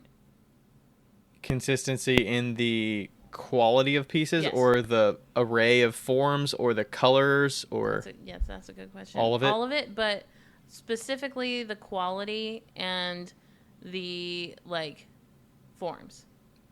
Like being able to reproduce the same thing? Yeah, not exactly the same thing, but, like, something of the sort. Like, if you're producing different shapes, then, you know, you're keeping it fairly similar styles painted, you know? Like, so that you're not all over the place, you know? Mm-hmm. Being all over the place, I think, only hurts you when you are selling. I could be wrong. From a customer, like, busyness perspective, like, it's hard for them to grasp what they like, because and it's just they have like, to stumble upon something. Well, and it's not as pleasing to the eyes. It's like, I've been there. Oh my god, I've been there, and it's just like you feel like you're all over the place, you know. Yeah, I think, you know, sometimes I get thrown off if people are like, how would you describe your style? And I'm like, how do I describe my style? Quality pieces. Consistent? Like, or if somebody was like, you know, where do you get your inspiration for your color schemes? And I'm like, I just find colors that I like, that I think pair well together. Like, and I still think that my colors are busy because there's so many combos that I do. But some people, like, look at the booth and they're like, I just love all your colors, I think. And then I'll be like, oh, well, I feel like I have a lot of color combos. It's hard for me to feel like I'm in a certain scheme. And then people are like, no, it's like the whole vignette or something of, like, a certain look. I think your shapes are I can't, what's like, describe the consistent, look, but you know? yeah. Yeah, it's hard. I don't think you have to answer that question before you can sell, Oh, no, no, but no, no, no. it's I mean it's still something I struggle with because I don't know, like functional, something you'd use every day. Like that's normally what I say. I think what I do think, and I think you should sell just randomly, like going to different shows or small things, gatherings and stuff, whenever you can. But I think also the distinction, I guess, too, is sell to make a profit or sell because you have these pieces. Like if you're selling, Yeah. like, yeah, this is a hobby. Like I'm just putting these out on the table. Do whatever the fuck you want. You're Like, yeah, you're trying to get rid of stock so that yeah, you can like do what you want. remove But if some you're of like, your storage. yeah, if you're going for a goal, if your goal is like, if your goal is like, I want to make pottery for a living, then thought needs to go into that process and like being very mindful of the way that you're doing things. And it sounds like the whole business side, the doing it for a business long term, you'd kind of want to take it seriously in that you're responsible for the pots that you put out. Yeah. Yeah. And the quality of it and when you get those questions about do these glazes have lead in them? Can these go in the microwave? Yeah. Like instead of just saying yes because somebody told you yes, you need to know why they can go in the microwave, Like, oh, they can go in the microwave because their porosity is low enough that there's no water that gets into them, and when they go in the microwave, the water jiggles and then it moves around, and if it moves around and if they soak up all the water and it moves around, then that's when they break. Like that that is something that you need to know.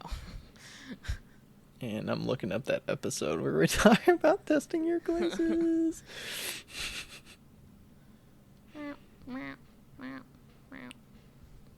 Yeah. This has kind of been like a crazy. It's way back there. Oof. Something about food safety. I think it was a short episode that we did. I think it was. It was like a 30-minute episode. I remember when we filmed it because I was doing like research on the computer. Mm-hmm. Is your work food safe? 94S. 94S. And I think we talked about it a little bit with Josh. Yeah. Heim. I think 36 might have been Josh or something like that. I did have a couple more questions to ask. As you're learning, when do you think it's beneficial to start making more advanced forms? So I'm thinking vase, pitcher, teapot, jars, those kind of things it takes practice with the smaller forms to get to a point where you can start putting pieces together, like making a spout for something or putting a handle on a bigger form or things like that where it's multifaceted of I think the skills that you need to put together. when you're learning, you should do that as quickly as possible. Like, not in a big scale, but like attaching things. Like, try to make a teapot when you can throw 1.5 pounds clay, Like, why the hell not? Because you can make a body of a teapot with 1.5 pounds. Easy. Yeah, it doesn't have to be a big teapot. Even if you're not the greatest at getting use of all the clay that you can use. Yeah, but a teapot... Maybe a small teapot. It literally puts all of your skills to test. Like, can you make a lid? Can you make a spout? Can you make a handle? Like, boom. And there's a lot of different ways you can do each of those things.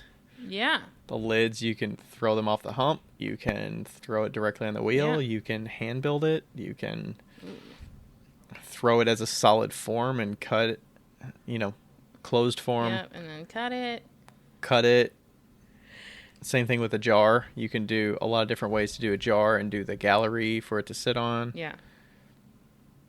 Do you think they should throw a jar before they throw a teapot? Sure. Make a teapot? Yeah. What would be the progression of things, do you think?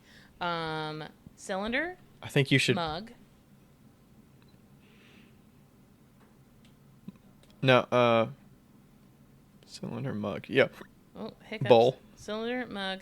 Well, like to get to a teapot. So it would be like a cylinder, a mug, a pitcher. Are you talking about from day one? No, like let's say. Where they need to get skilled, they need to get skilled in these forms before they get to the teapot. Is that what you're Yeah, saying? potentially. Or Yeah, or at competent least in like those try forms? them. You know. So what you need to do a cylinder. You need to do a mug. You need to do a pitcher. Just because. I would say a vase. You could do. You could say a vase before pitcher. Vase before pitcher, and then pitcher. I like pitcher because it gives you a larger handle, and also you have to figure out how to do the spout. Not that it's the I like same. the vase because you can play around with the belly of it. So true, and that like teaches you and about shape. knowing how to like neck things in. Yeah, and then a jar, lidded jar. Mm-hmm. And then I think at that point you're like set. Yeah. I would say get some mugs under your belt for sure. For sure. Because you need the handles. You're going to have to go through some shitty looking mugs. Do you think everybody Shitty should looking learn handles. how to pull a handle? Yeah. Yeah? Yeah, sure. I think you should learn the different options you have. Yeah. You know, don't just rely on slab building handles if that's all you know. Right. I think you should learn to throw it off the big carrot and pull, off the big Pull the carrot, carrot. pull the handles, put them on a board, Yeah. let them dry, slip and score them, get them on the mug because you can get a lot of different shapes of handles, and then you just toss the ones that you don't like and you keep the ones that you do like. Yeah. And I think that gives you the reps that you need. It takes a good amount of skill to be able to pull it. It takes skill to just pull it directly off the mug as it is, but you have to know what you're going for and have the motions correct before, it's kind of like you got one shot here. Do not miss your chance to. You got one shot, one opportunity. Seize everything you ever wanted. One moment. I think that's what you're going for, but you had the words wrong. No, there's one. You got one shot. Do not miss your chance to go because opportunity goes within a lifetime. That's the same song. It is the same song, but we were at different parts. I don't know. Anyway. Oh yeah, one shot, one opportunity is the very beginning. Yeah. Okay. Here's a question. This is fun. I like what this has turned into. This is fun. What do you think is the hardest basic shape? Mug, plate, bowl. Right? Those are our basic shapes, right? Mug, plate, bowl. Basic shape, as in like a smooth side and. Yeah. Like a nice fucking bowl, like a good cereal bowl, with a I think a plate curved for sure. Or a plate. I also think a plate. Plates are tough. A plate. There's a lot of ways that it can. I think the learning how to. It depends on how much weight you're working with, but I think the centering process is a little odd because you're centering and getting it so low. There's some ways that it can go off and it could not be on center. Yeah. And if you don't have your hands in a good, strong position, it can be tough. Yeah. I mean, they're pretty simple at the end of the day, as long as you get it the right width and then you just prop up the side. Just give it a little bit of a lift, and it's got a lip. If you have to pull a lip, it's a little bit more work, but you have to be really skilled in your centering capabilities. For sure. With like a medium amount of clay. Like, what's a small plate? I would say you would need at least 2 pounds probably for a small plate. Like an 8-inch plate. Are you gonna trim a foot into it, or I was just gonna say keep it flat? Yeah. I would say if you're doing a high For foot, 2 pounds for an 8-inch plate. Yeah, I don't know that would get 8 inches for a noob. 2.5 pounds for an 8-inch plate. Yeah, because Okay. I do 3 pounds for a 10-inch plate. I might do 2. Actually. Yeah, I haven't thrown plates in a long time, but I used to throw plates in 3 pounds and 5 pounds. Yeah. And 5 pounds would go basically like 14-inch. Okay. Wet. Yeah, wet. Yeah, and also like I feel like plates. Oh my god, plates and like the cutting off process is absolutely insane. There's a lot of cut off risk a plate. for fucking that up. I've never cut off a plate, and I don't know why I've been blessed with like the plate popping off, but I don't know why. But I never was taught. I to. always cut off a plate. Yeah, I know, and I don't get it. I don't get it. Like, Have you always kept them flat though? You just trim off the outside edge. Is that accurate? You never trim an inner foot when you're letting them pop off. Is that right? I usually trim like a tiny little inner thing just so that it's not. But you're not going in and trimming out like an eighth of an inch. I mean, I have. And keeping a foot ring. I have. But. And that's popped off the bat. Like I said, I've never cut off. What bats are you throwing on for that, by the way? I throw masonite bats, and I don't. Masonite, okay. I don't know if it's just. Yeah, I mean that's a big factor because I feel like I always throw plates on plastic bats. Ah, okay. I almost never throw them on masonite bats, but mainly because the masonite bats that I've had have been secondhand. They've been used, and shitty. The holes don't normally match up the perfect way, and they're not always the flattest. Yeah, for sure. So, making it that wide on a not flat bat that is rocking in the bat pins, like, I feel like you're not going to get the best quality plate out of that. Yeah. Yeah, I don't know why. Like, I also feel like I can't speak to people cutting off plates. Like, they're like, how do you do this? And I'm like, you know what? I don't even fucking know. I don't know. I can't. I think the bat has a lot to do with it. I think it does. And also, I always put in, like, that little ridge around. So it's a hard cut. So it's like. You don't have a bunch of slop. Not a lot of slop. Around the bottom edge and stuff. Okay, here's an opinion. I have an opinion, though. I think that the plate's the hardest thing to make, but I think a bowl is the hardest thing to make well. I agree. Yeah. I think there's a... Wait, what was your... You also said mug? Yeah. As well? I think there's some intricacies to a mug. Like the handle. If we're keeping the handle in there, that... I don't know. The thing about the handle is there's a lot of customers that'll buy things that are not the best quality handle. But that's also kind of subjective. Oh, handles are very subjective, yeah. I don't know. I just feel like there's some things with the handles that... But you have to have an eye for, like, I want to make this a little bit better. I don't know. I do agree with the bowl, though. I mean, I still have a little less confidence in some of the bowls. Like, when I see some of your bowls and you're like, yeah, you got to have a nice, smooth inside curve. Like, I've heard that, but I've always, like, your bowls dismissed that a little bit. Your bowls are different, though. They don't have that curve, like, on purpose. Yeah. I'm more focused on the outside side of the bowl. I'm more about, like, is it the height and width I like? Right. But also, you could play around. Like, I can throw bowls today and throw bowls next week, and they might not be exactly the same curve. Like, I'm not as, like, specific about that, but I can see where, it's harder for me to reproduce a bowl I made a year and a half ago or a year ago. I just think, like, I remember loving making bowls when I was in college, and then when I actually learned how to, like, really throw, I remember hating bowls. Like, hating making them because they were so hard to make well, and I've finally gotten good at it, but it's just definitely one of those things where it's just like, oof. It can go... And I'm not even trimming feet on bowls. I would... Right. It does get kind of hard to make sure the feet are good as well. If you are trimming feet, yeah, you have to have a good eye for how much you can trim away. Mm-hmm.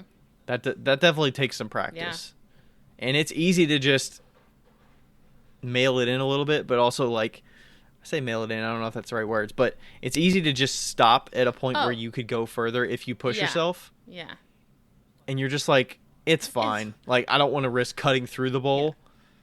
Yeah. It needs a little bottom weight anyway. Yeah, you'll explain it away by saying that, and it's like, it's true, but you also did, Yeah.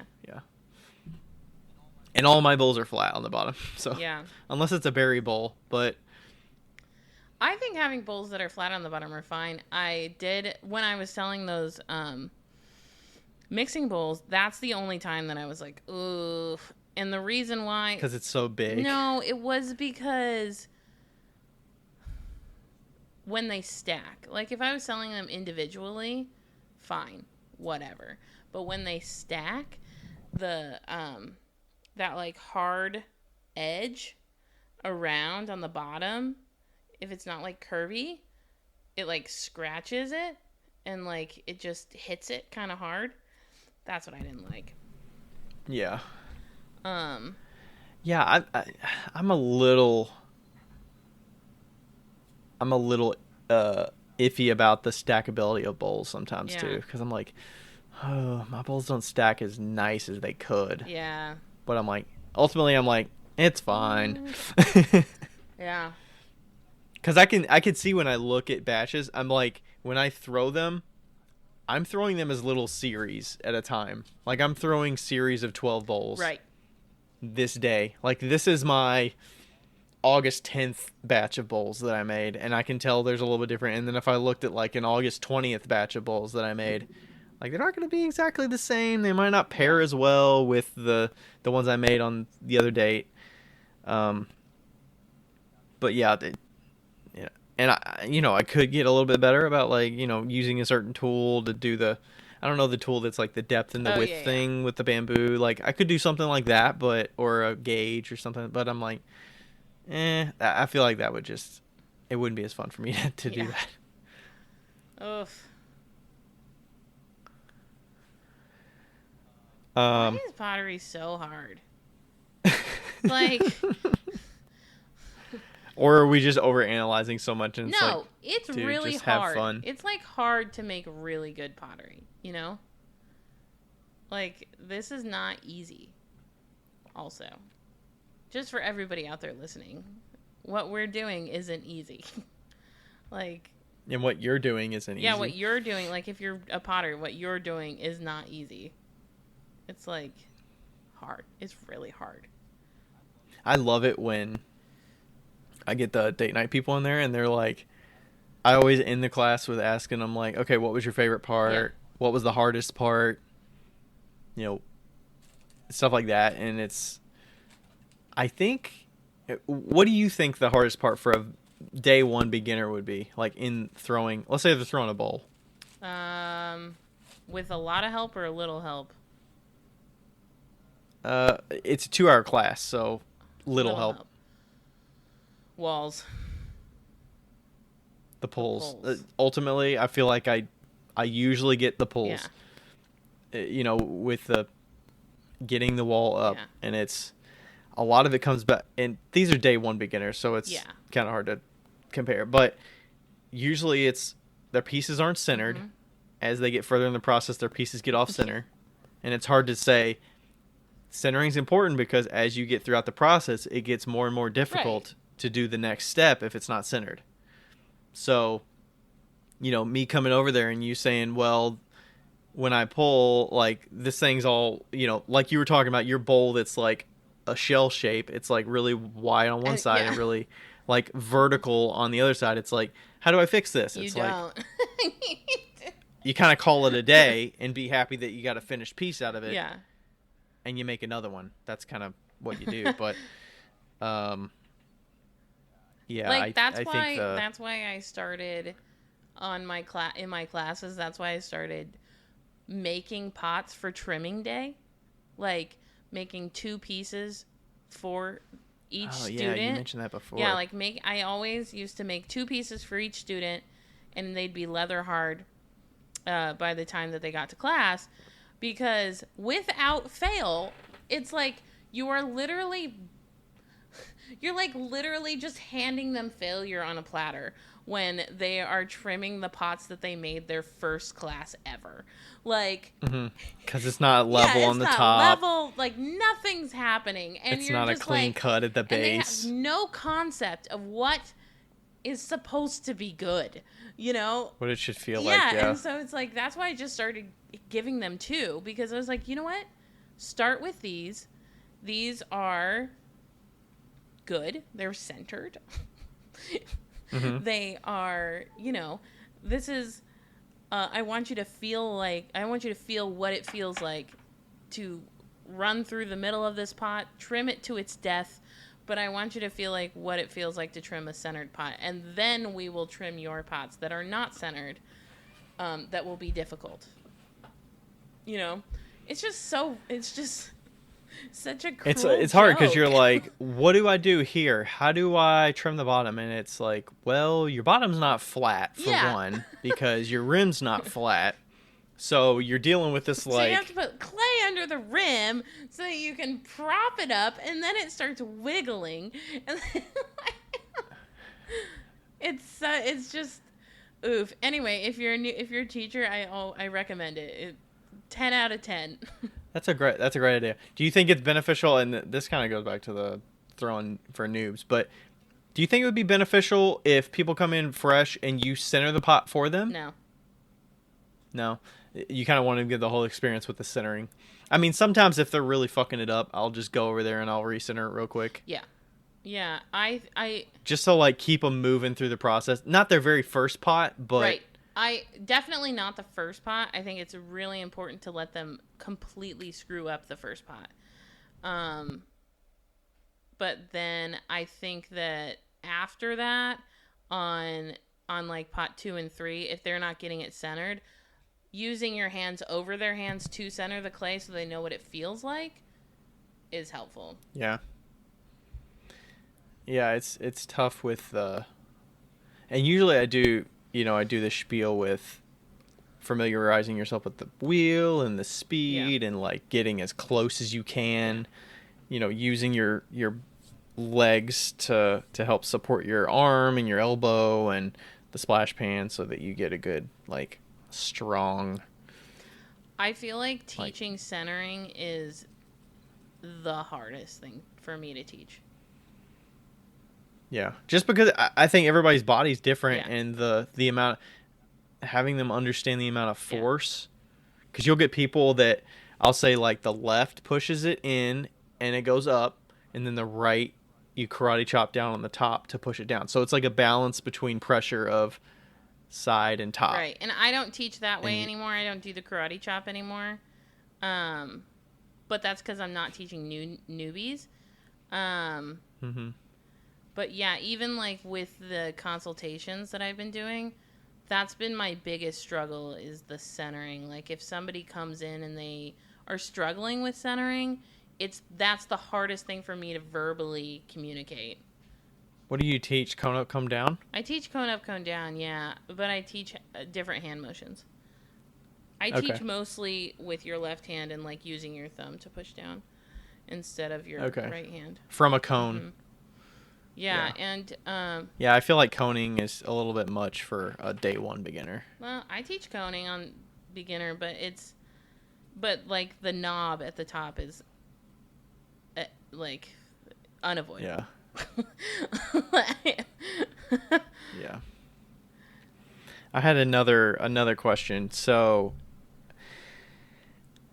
it depends on where you're at in here, but let's say you're a year in. Do you think the tools that you're using make much of a difference? Ooh, that's a good question.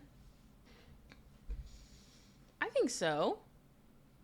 Do you think it's better to focus on the bare? I think it's beneficial to focus on the bare minimum. I agree. Tools that you need, and not bogging yourself down with, I have a foot fetish tool, that's going to give me the foot I need.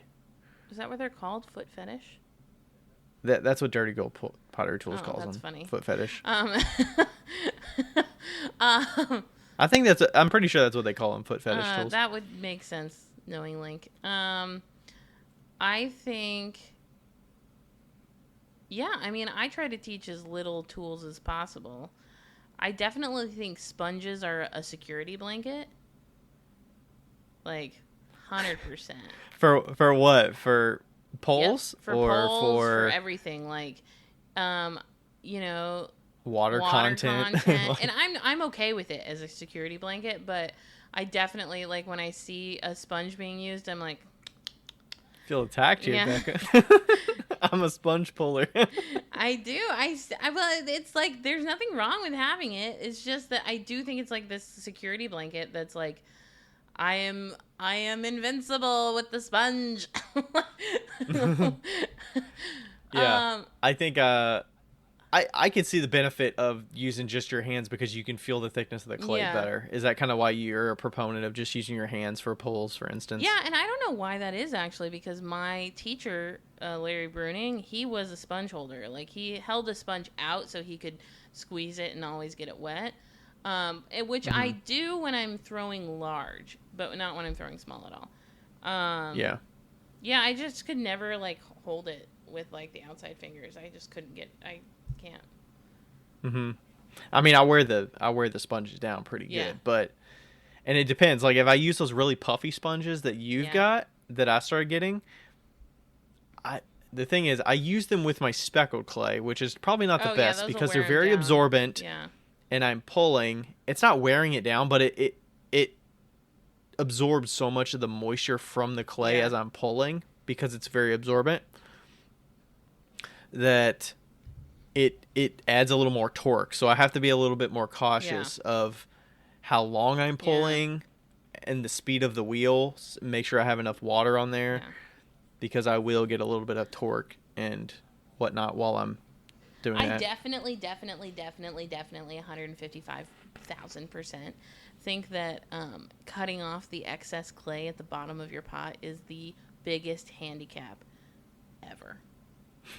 Like, How much clay are we talking here? uh, You're talking about the where you take the wooden knife and knife cut and you like in and then slice cut it and then cut it off. Yeah, and you have like cut a it cutting it with a knife and then using the needle tool and you have like a underneath half an to inch cut. rope all the way around your pot. That I've seen people get bigger ropes than Yeah, that. true. That is 150% avoidable, not unavoidable, avoidable. You need to be pulling that into the walls. Yeah, and and yeah, I think that that is like a huge crutch, you know, especially for noobs, you know. But Yeah. I mean, like I get it, and I like by all means use it, but This goes to your bowl thing earlier where you were saying when you throw a 5 pound bowl and it should be 3 pounds in the yeah, end. You shouldn't be cutting off pounds of clay right, like that. Like that is cutting off huge chunks of clay. yeah, that aren't And necessary. don't say that you intended to do that. Like Yeah, so you're doing that because that's what it should look like in the end. yeah. But I think ribs are great. However, I think I'm feeling attacked here, Becca. You're saying everything I use. Sponge puller. I mean, I do cut away at the bottom, but it's not that no, much you don't cut waste. that much waste off. No, I think ribs are great. I do think Ribbing the that fuck they out of it. tend to hide mistakes, which, like What do you in mean? the beginning, you know, you get like a little wiggle, and you're like, it's fine. I'll just Oh, rib like that out. it kind of uses it kind of like as a trimming method, Right. sort Which of is to, fine. to cut away Totally. and level Yeah. out the Totally spots fine. that I are a think little that bit weird. obviously people that use ribs because their pots are smooth, nothing wrong with Yeah. that. There's absolutely nothing Yeah. wrong with that. But in I'm more of the rib that I use. I mostly use it texture, to right? I use it at like a kind of at a perpendicular Yeah. motion instead of at a parallel. Yeah. I'm sure some people, if they're smoothing pots, are using it more parallel, Mhm. where it's smoothing the pot and kind of burnishing it, versus I'm using it to scrape. Yeah. Let's see what else. What other tools are there that I would. What about like needle tool? What are your feelings on needle tools? I had this. Okay, so I was at back in high school. I took a class during summer break, winter break, whatever, at Thrown Together in Louisville, and there was this guy named Wes. I can't remember his last name. It's an older gentleman. He's probably like an old head potter, right? Mhm. He was like a get the fuck out of here with the needle Dude, tool kind of I'm guy. almost there. And he he was like, if you're making pots and I'm teaching you, I'm not gonna allow you to use a needle tool. So he was kind of like where you'd say like it's a crutch. It's like you need to know what you're doing so that you don't need to use a needle tool. That's kind of where he was with Literally it. got blocked by somebody on Instagram because I told them, I won't say the gender, I told them that using a needle tool was a crutch. And she told me I was being ableist. And I was like, just learn how to throw better. Were you Were you in a spot where they were asking for feedback, or you didn't like unsolicit? No, I had a video. I It think I wasn't had a video that was unsolicited. like, you shouldn't be using a needle tool. If you can throw a pot correctly, you shouldn't be using a needle Oh, I tool. got you. It was It your was video, my and they were in video. your Yeah, space. and they were in my space, and then they blocked me. Okay. But I think that I do teach people how to cut pieces with the needle tool if needed. Ha, ha, pun intended. Um, but I strongly discourage it. The reason being, if you compress your rim, if you pull evenly, you shouldn't need it. Also, pun intended. Right. And the only time that I'm really like, hey, use your needle tool is if you are going for a specific height and you pull too high. Then there's literally nothing you can do. Cut it off. Right. You can't like compress it back No. down. So Don't be a tool. You don't need don't it. be a tool you don't need. Can that be a shirt? And then underline it with a needle Yes. tool. Uh, Underline the word yes. need with a needle tool or something. Or use like the tool as one of Yeah. the letters or something. The T in tool. Yeah, no, I know that, and I have a needle tool in my sponge, but that was because I cut off my pieces off the hump with the needle tool. But yeah, needle tools and me, I'm not a fan. What do you think? Are you? I pretty much only use them for bottles, and Oh, I think they're I don't necessary for that type of stuff. I don't know that there's the number of times that I use needle tools for the bottles is probably 7 out of 10. Yeah, good. I almost have to. I'm glad I mean, you said that. It's kind of unavoidable. Because I do feel like that's the exception. Is the what's it collaring to a very narrow from a wide can and is almost always uneven. I'm finding that there's certain ways that I can collar it in, and I think it has to do with the having multiple points of contact so that it's very even. I feel like the finger method where you're just using like index finger or middle finger and thumb to collar it in is more conducive to getting that kind of I try undulating to use, like, rim. the insides of my that's what I was gonna say. It's like it's more of like when you make an L with your hands for people that aren't watching. When you make an L with your hands, like the inside curve of the L, that's what I use to kind of like compress. Yeah, and I kind of cone it like like where my hands are covering it. And also your poles need to be really even before that. Like they can't be, we throw with like heavy throwing rings. You have to throw with a little tighter throwing rings when you get to the top, or else they'll be off a little bit. So. And you need to make sure you leave enough clay at the top so that you can neck it in and it's not going to fold in on itself. Like, yeah, definitely collaring and needle tools are pretty synonymous. Necessary, yeah. So yeah, that's definitely the exception. Yeah, that's really the only time I use it. And like making plates, like when I make slab plates, I have to cut it off with a needle tool, but that's just. Yeah. But. What else? I think that's the tools. What other like basic tool? What do you feel about like bowl ribs and stuff like that? Oh, for the inside or the outside? The inside.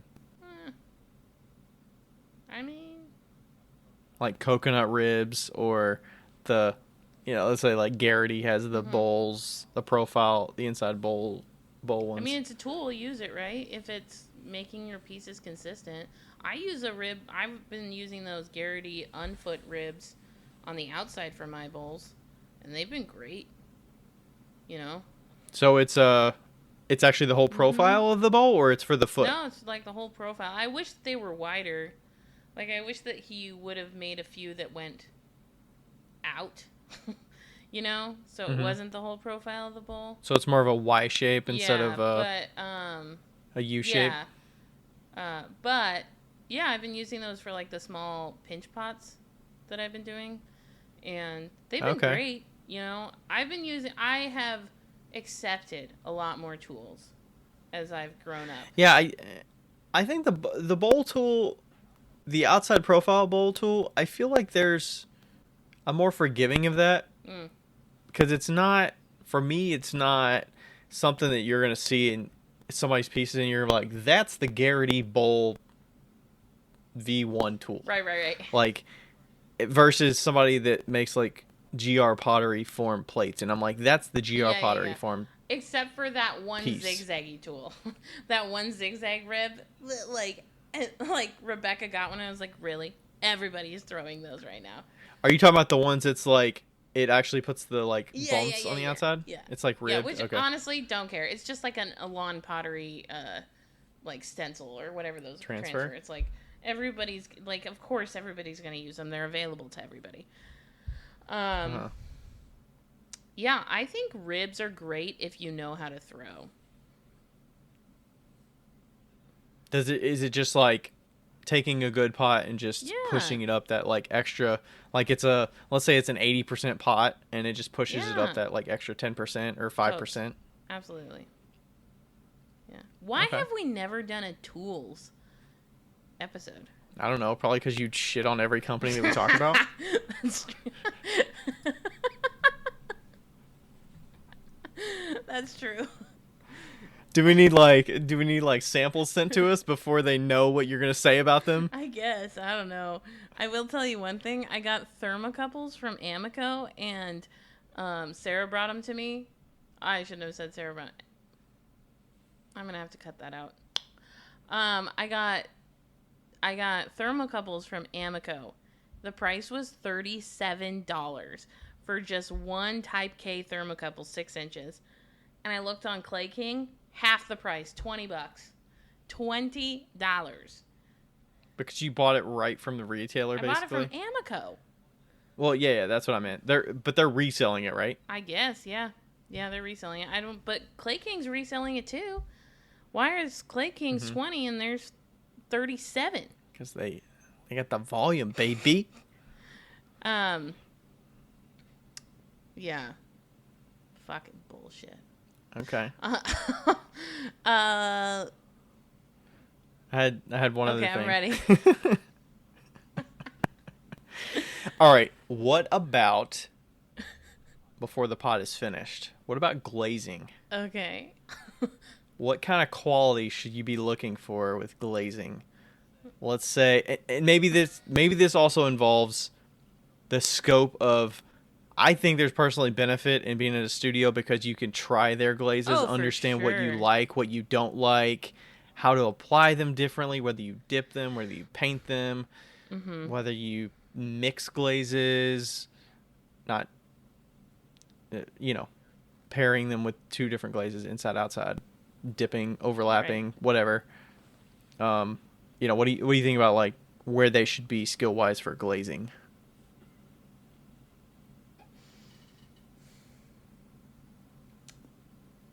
I feel like glazing is so hard because there's so many fun things that can come out of you just not giving a fucking shit. You know? You know, But are they intentionally not giving a fucking shit, or are they're just like, they? I mean, like when you just like throw glazes on there and you're just like, I don't know how these are going to react. Let's just do it. You know? I think that there's so many fun things that can come from that. I think what I always look for is clean base. Like a clean base, like you're wax your butts or wiping off your butts accordingly. That's mostly what I'm looking for, and not dull glazes, you know? Like Dull glazes. What do you mean I by don't that? really care how the glaze is applied.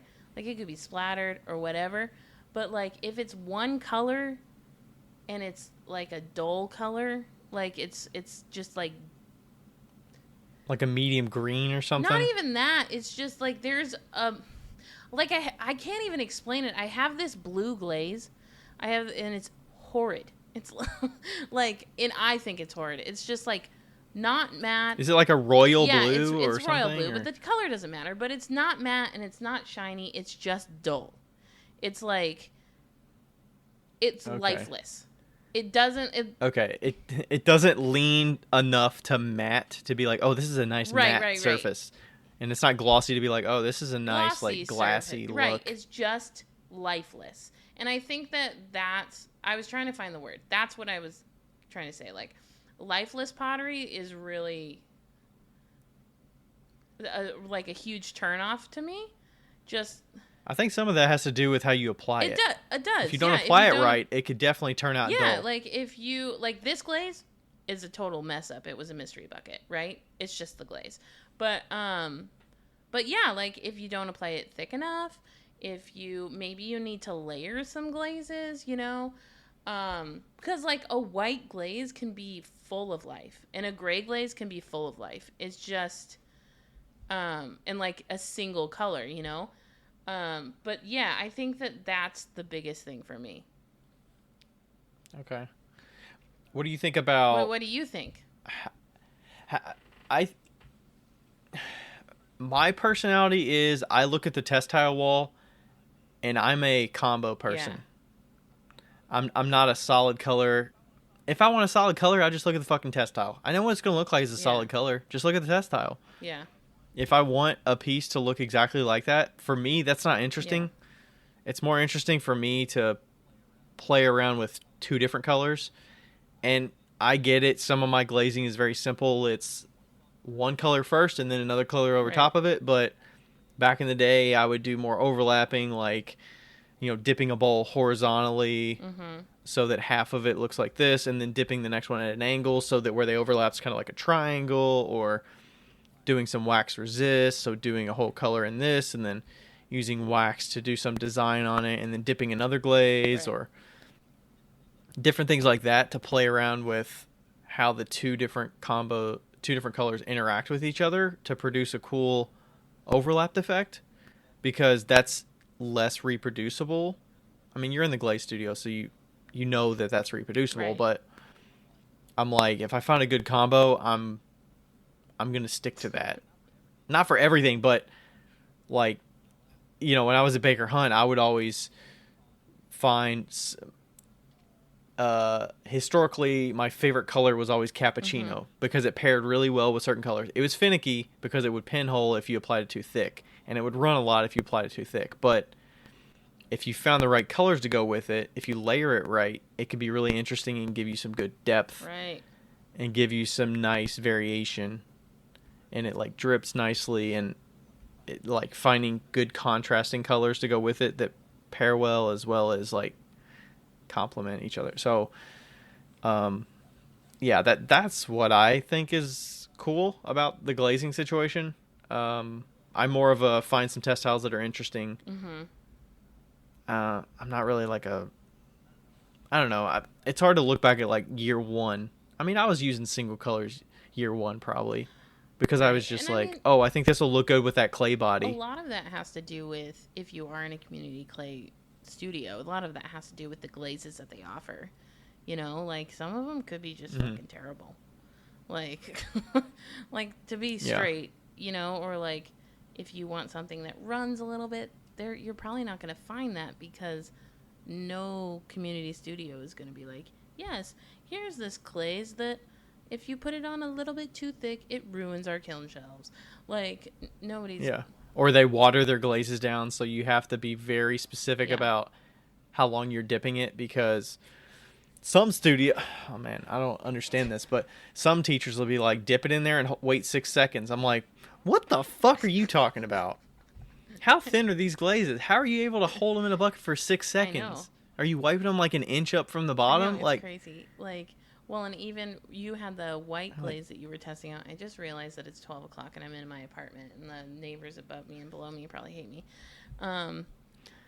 You had that white glaze, and I was like, you need it. That's way too thick, you know? And there's so much application that goes along with glazing and stuff. But like, yeah, if you're in your own studio, you have the ability to control how thick your glazes are. Yeah. And I think I generally am a pretty thick glazer. Yeah, I would say. Yeah. How long do you hold your cups in the bucket? Like, what's the... Like what? Am I talking like a mug? Like if you're... Usually the inside's already glazed, and then I would hold it maybe... Depends on the thickness, but I would say generally like 2 seconds. Okay. See, I'm like... Like in, out. Yeah, I'm not an in out unless it's already a thick Okay. bucket. Yeah. And thick for me would be like, if we're talking specific gravity terms, probably like a 165 specific gravity. Okay. Like the average for me, most of them are probably around 145, Okay. 140. I don't do the specific gravity test, but based on what I remember, because I know I've had some issues with my Yeah. clear, and I remember what the consistency looks like at 140, 145, because that's the ideal for the Yeah. clear. And that's about where I keep the other Yeah. ones. Some of my other ones are thinner, like Juicy Turquoise is a little Mm-hmm. thinner. Some of the, it, and I'm sure you save money on glaze the less you use. So if you don't need it that thick, Right. save some money, dip it quicker, Yeah. and hopefully it'll Yeah. stay on the I've body always better. been a quick dip. 100% quick dip. Yeah. I mean, it's probably less strenuous on your clay, too, to have less glaze on there. Yeah. And I've always traditionally in the past I've layered my glazes, so Do you get as good of depth when you layer them when you're quick dipping it like that? mhm. Yeah. Yeah, because the glazes were all basically the same base, so they kind of like melded Oh, together. So, okay. yeah. Yeah, I have a lot of them that are like on top of the other, and they have to like run together and interact a little bit, so it's not the same bases on any of Yeah. them. Okay. Yeah, I think there's a lot of fluctuation with glazes. But I think you need to be intentional about it. Don't, especially a year in, like you need to be more don't like hurry. Like these pieces have made it through a life cycle, and you're right at the end. Yeah, Don't mail it in for the glazing section. Yeah. I hate glazing. Yeah. Maybe narrow it in with like only use like 4 different colors Mhm. instead of 8 different Start colors small. or something. Yeah. I generally like to find some combos that look good and then be like, okay, I'm going to use this combo on my best of the best pieces. Yeah. And then these subpar pieces I'll like do more experiments with to see if I can find another combo or try applying it a different way to see if like a certain dipping technique looks a certain way. Or maybe you like to like pour a second color over the first color instead of like dipping it. So there's a lot of different options out there for the glazing. I hate glazing. Yeah. And I would say like using things like underglazes and slips and stuff, I would say that's probably more of like a intermediate advanced. Like I probably wouldn't even touch that year one. You're still figuring out forms and stuff. That's true, but it's hard. Personally, I could see the drive and like the desire to do like sgraffito and stuff. First year. Mm-hmm. You said it's hard, as in it's hard to learn mentally not to do that stuff. How to. Oh, okay. Yeah. I mean, I feel like it'd be beneficial beginning students to not even tell them about underglazes or slip, like, and then maybe when they get intermediate, it's like, okay, now you can make these basic forms. I know, but like, now let's focus on how to add some spice to them, decorate them, add different textures to them. That's so ideal, but like in this world of the Instagram, it's impossible. Yeah, everybody sees. Yeah. Everybody sees it's like, oh, I saw this person doing this and I want to try it. How do I do this? Exactly. Mm. We should go. Okay. As you're yawning, yes. I'm glad I jotted some notes down as we were going because I was like, I got to hit on these different. That ended up being really fun. We didn't really like finish our conversation of like where you should be, but I do feel like what we talked about may add some insight to how we feel certain shapes and stuff should be, Yeah. I mean, it's hard to just look back at where I'm at. Yeah. 2007, 23, 16 years back and say, where was I at year one? I was in high school. I was doing it for fun. I was going outside of class and doing the clay club after school and playing around. Yeah. And I was in college and I was sneaking into the art department on the weekends and the summers and taking showers in the art building and sleeping in the. There were showers in the art building? Yeah, it had it was connected to the civil engineering building, so they had to have showers because there was a foundry. So you're talking about like the emergency showers? No, there's just showers in the bathroom. And okay. But anyway, just like being in the studio all the time, and then, you know, having these bowls that were so thin, and Mm-hmm. like I just look back at my pieces in college, and then to after college, I'm like, wow, those are so fucking terrible. Yeah, I had some pretty terrible. My high school ones weren't as.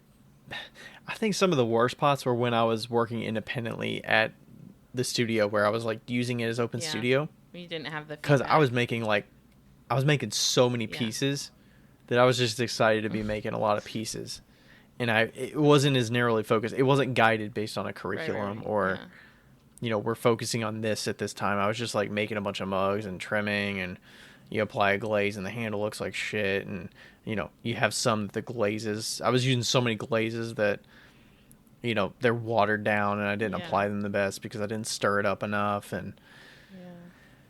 you have those kind of pieces and they're like chunky at the bottom, and yeah, there's nobody coming behind me and like kind of helping me like you need to do a little bit better with Yeah. this. I remember they didn't teach us how to do handles in college. Like, I didn't really take traditional classes. Let's keep that in mind. I lied and said that I knew how to do it, so she gave me an independent study. But at the sink there was this poster, and it had like 15 different styles of handles, and I just used to look at that poster and be like, wow, look at all those different handles. And Mm-hmm. I remember when I tried my first handle on this really terrible red soup mug. It was so bad. Wow. Bad, bad, bad, bad. Do you still have it, or I do you gave know it where to it's a at? friend.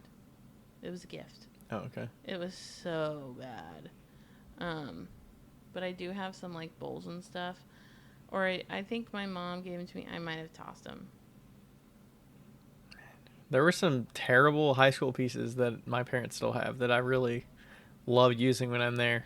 It's just like, if anything, they're durable as Yeah. hell. I mean, these things lasted like 12 years or 15 years. Like, these things stand the Yeah, test my of mom time, has like a you know? cup that I made in college that is like her toothbrush cup or whatever, and it's like brown and dark gray and like black, and it's so ugly.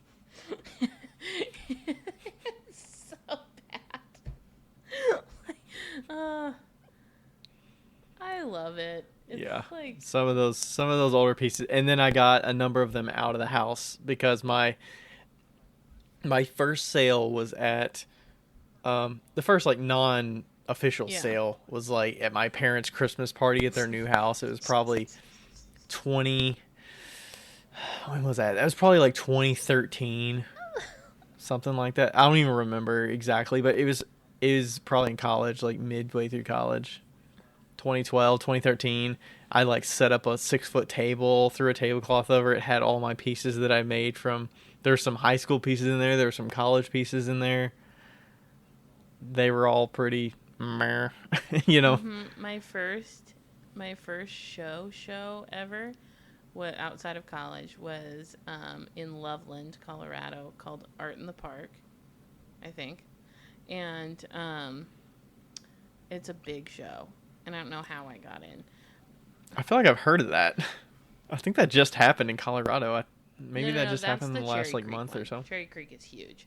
Um, Oh, Art in okay. the Park it's like a sculpture show. It's a pretty big sculpture show, and then it's a art show on top of that. And um, I had like painted pieces and pottery pieces, and oh my god, like the audacity, the like the the pure ego that I had. I don't even know. I don't like. They were so bad.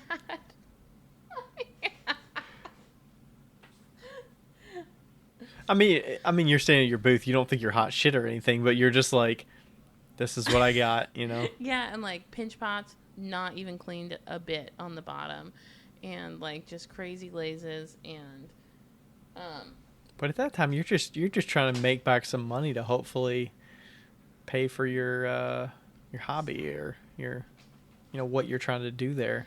right. I don't even know what I was trying to do, but yeah. just thinking back to all of my. But I feel like some of those customers at that point, they're trying to support, what I you're think I doing, probably what you're made trying to get, $100. what you're trying to get going there. I just want to say this to all the 20-year-olds out there that are like have these like cute ass booths with like neutral colors and like great setups. You're lucky that you had the internet. To like show what a good booth should Yeah. look like. Even if your quality of pieces aren't necessarily there to match the level of booth branding you have. You're so lucky that Pinterest exists. It's like, I'll grow into this.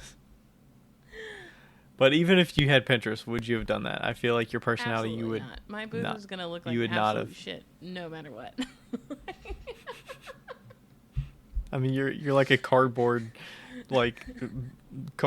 sign. Shitty cups. My first booth in Washington, I made these shelves with OSB and I did indoor shows, and my shelves were actually really cool. They were those metal rods for the metal shelvings, and then it had I used fence boards and made my own shelves and like put the fence boards on them, and they looked really cool. On top of the actual metal No, shelves they had holes in them, and they went on just like the metal shelves. And how did they not like rock back and forth and stuff? I'm pretty good at building. Okay. And then they were like the right Yeah, diameter yeah. that they actually They fit kind of snug. And then I was like, these aren't big enough for my show in Leavenworth. And so I made some that were OSB with the same style, like with the metal rods. They were OSB with the metal rods, and then they did rock back and forth. So I made an X in the back with tie-down straps. With just straps. Like neon. Was there enough tension that it was like it was pulling tension the boards, so the boards were the legs were kind of angled on the board so that it was like tight. And so I made like an X in the back, and thank God those totally bit the dust. I got a feeling the OSB was probably bending a lot. Wasn't too bad. Was They it weren't sagging too a big. little bit? Oh, okay. It wasn't like 6 foot wide. No, I think they were 4 feet wide. Okay. Yeah. You said they probably sag a little bit. I pictured like OSB with just pots sitting on OSB. Those are the OSB is like the particle Yeah. board, right? Where it's all like chips. with the green sides. You're like, it's my brand, green sides. Oh my god. I don't even know how I'm successful. I feel like I don't think you would see a person selling like that these days. Probably just because not OSB, but like Pinterest and just the amount of content you see of people's booths. Probably. I don't know. Or you just get the folding table, like a fold up 6 foot table. It's like, even if you don't have a tablecloth, or somebody can get a tablecloth, like that's the bare minimum, Yeah. I've just decided that like my whole life is like trying to make myself unsuccessful. I'm just like actively trying to make myself unsuccessful. I feel like you just have these situations where you could make a decision to do a little bit extra and you just say, nah. Not even extra, just like put a little bit more effort into something. It's like a little bit more attention to something. Like, I want this to look a little bit better, and you're just like, nah. Isaac was like, Becca, if you actually put effort, you would be unstoppable. And I was like, I know.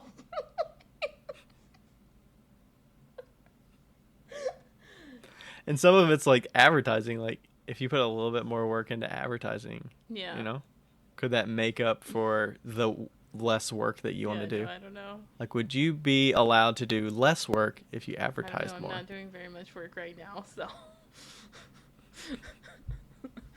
so. But then you have to be that personality of like, I'm telling you about this thing all the time.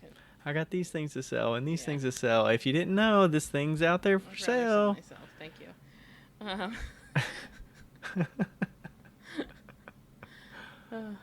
man. Okay, we should go. We should. All right.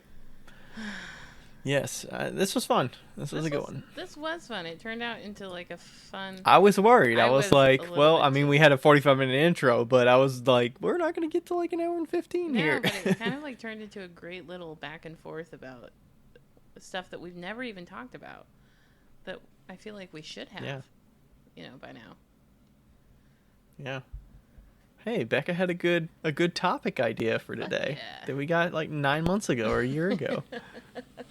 Just took us this long for me to be willing to do it. Be willing to let loose a little. Yes. I don't know if it was a good topic, but you had good questions. So, sweet. Hey, okay. You bring the topic, I bring the questions. Boom. Perfect duo. All right. Thanks, everybody, for listening. We'll catch you on the next one. Bye. Bye.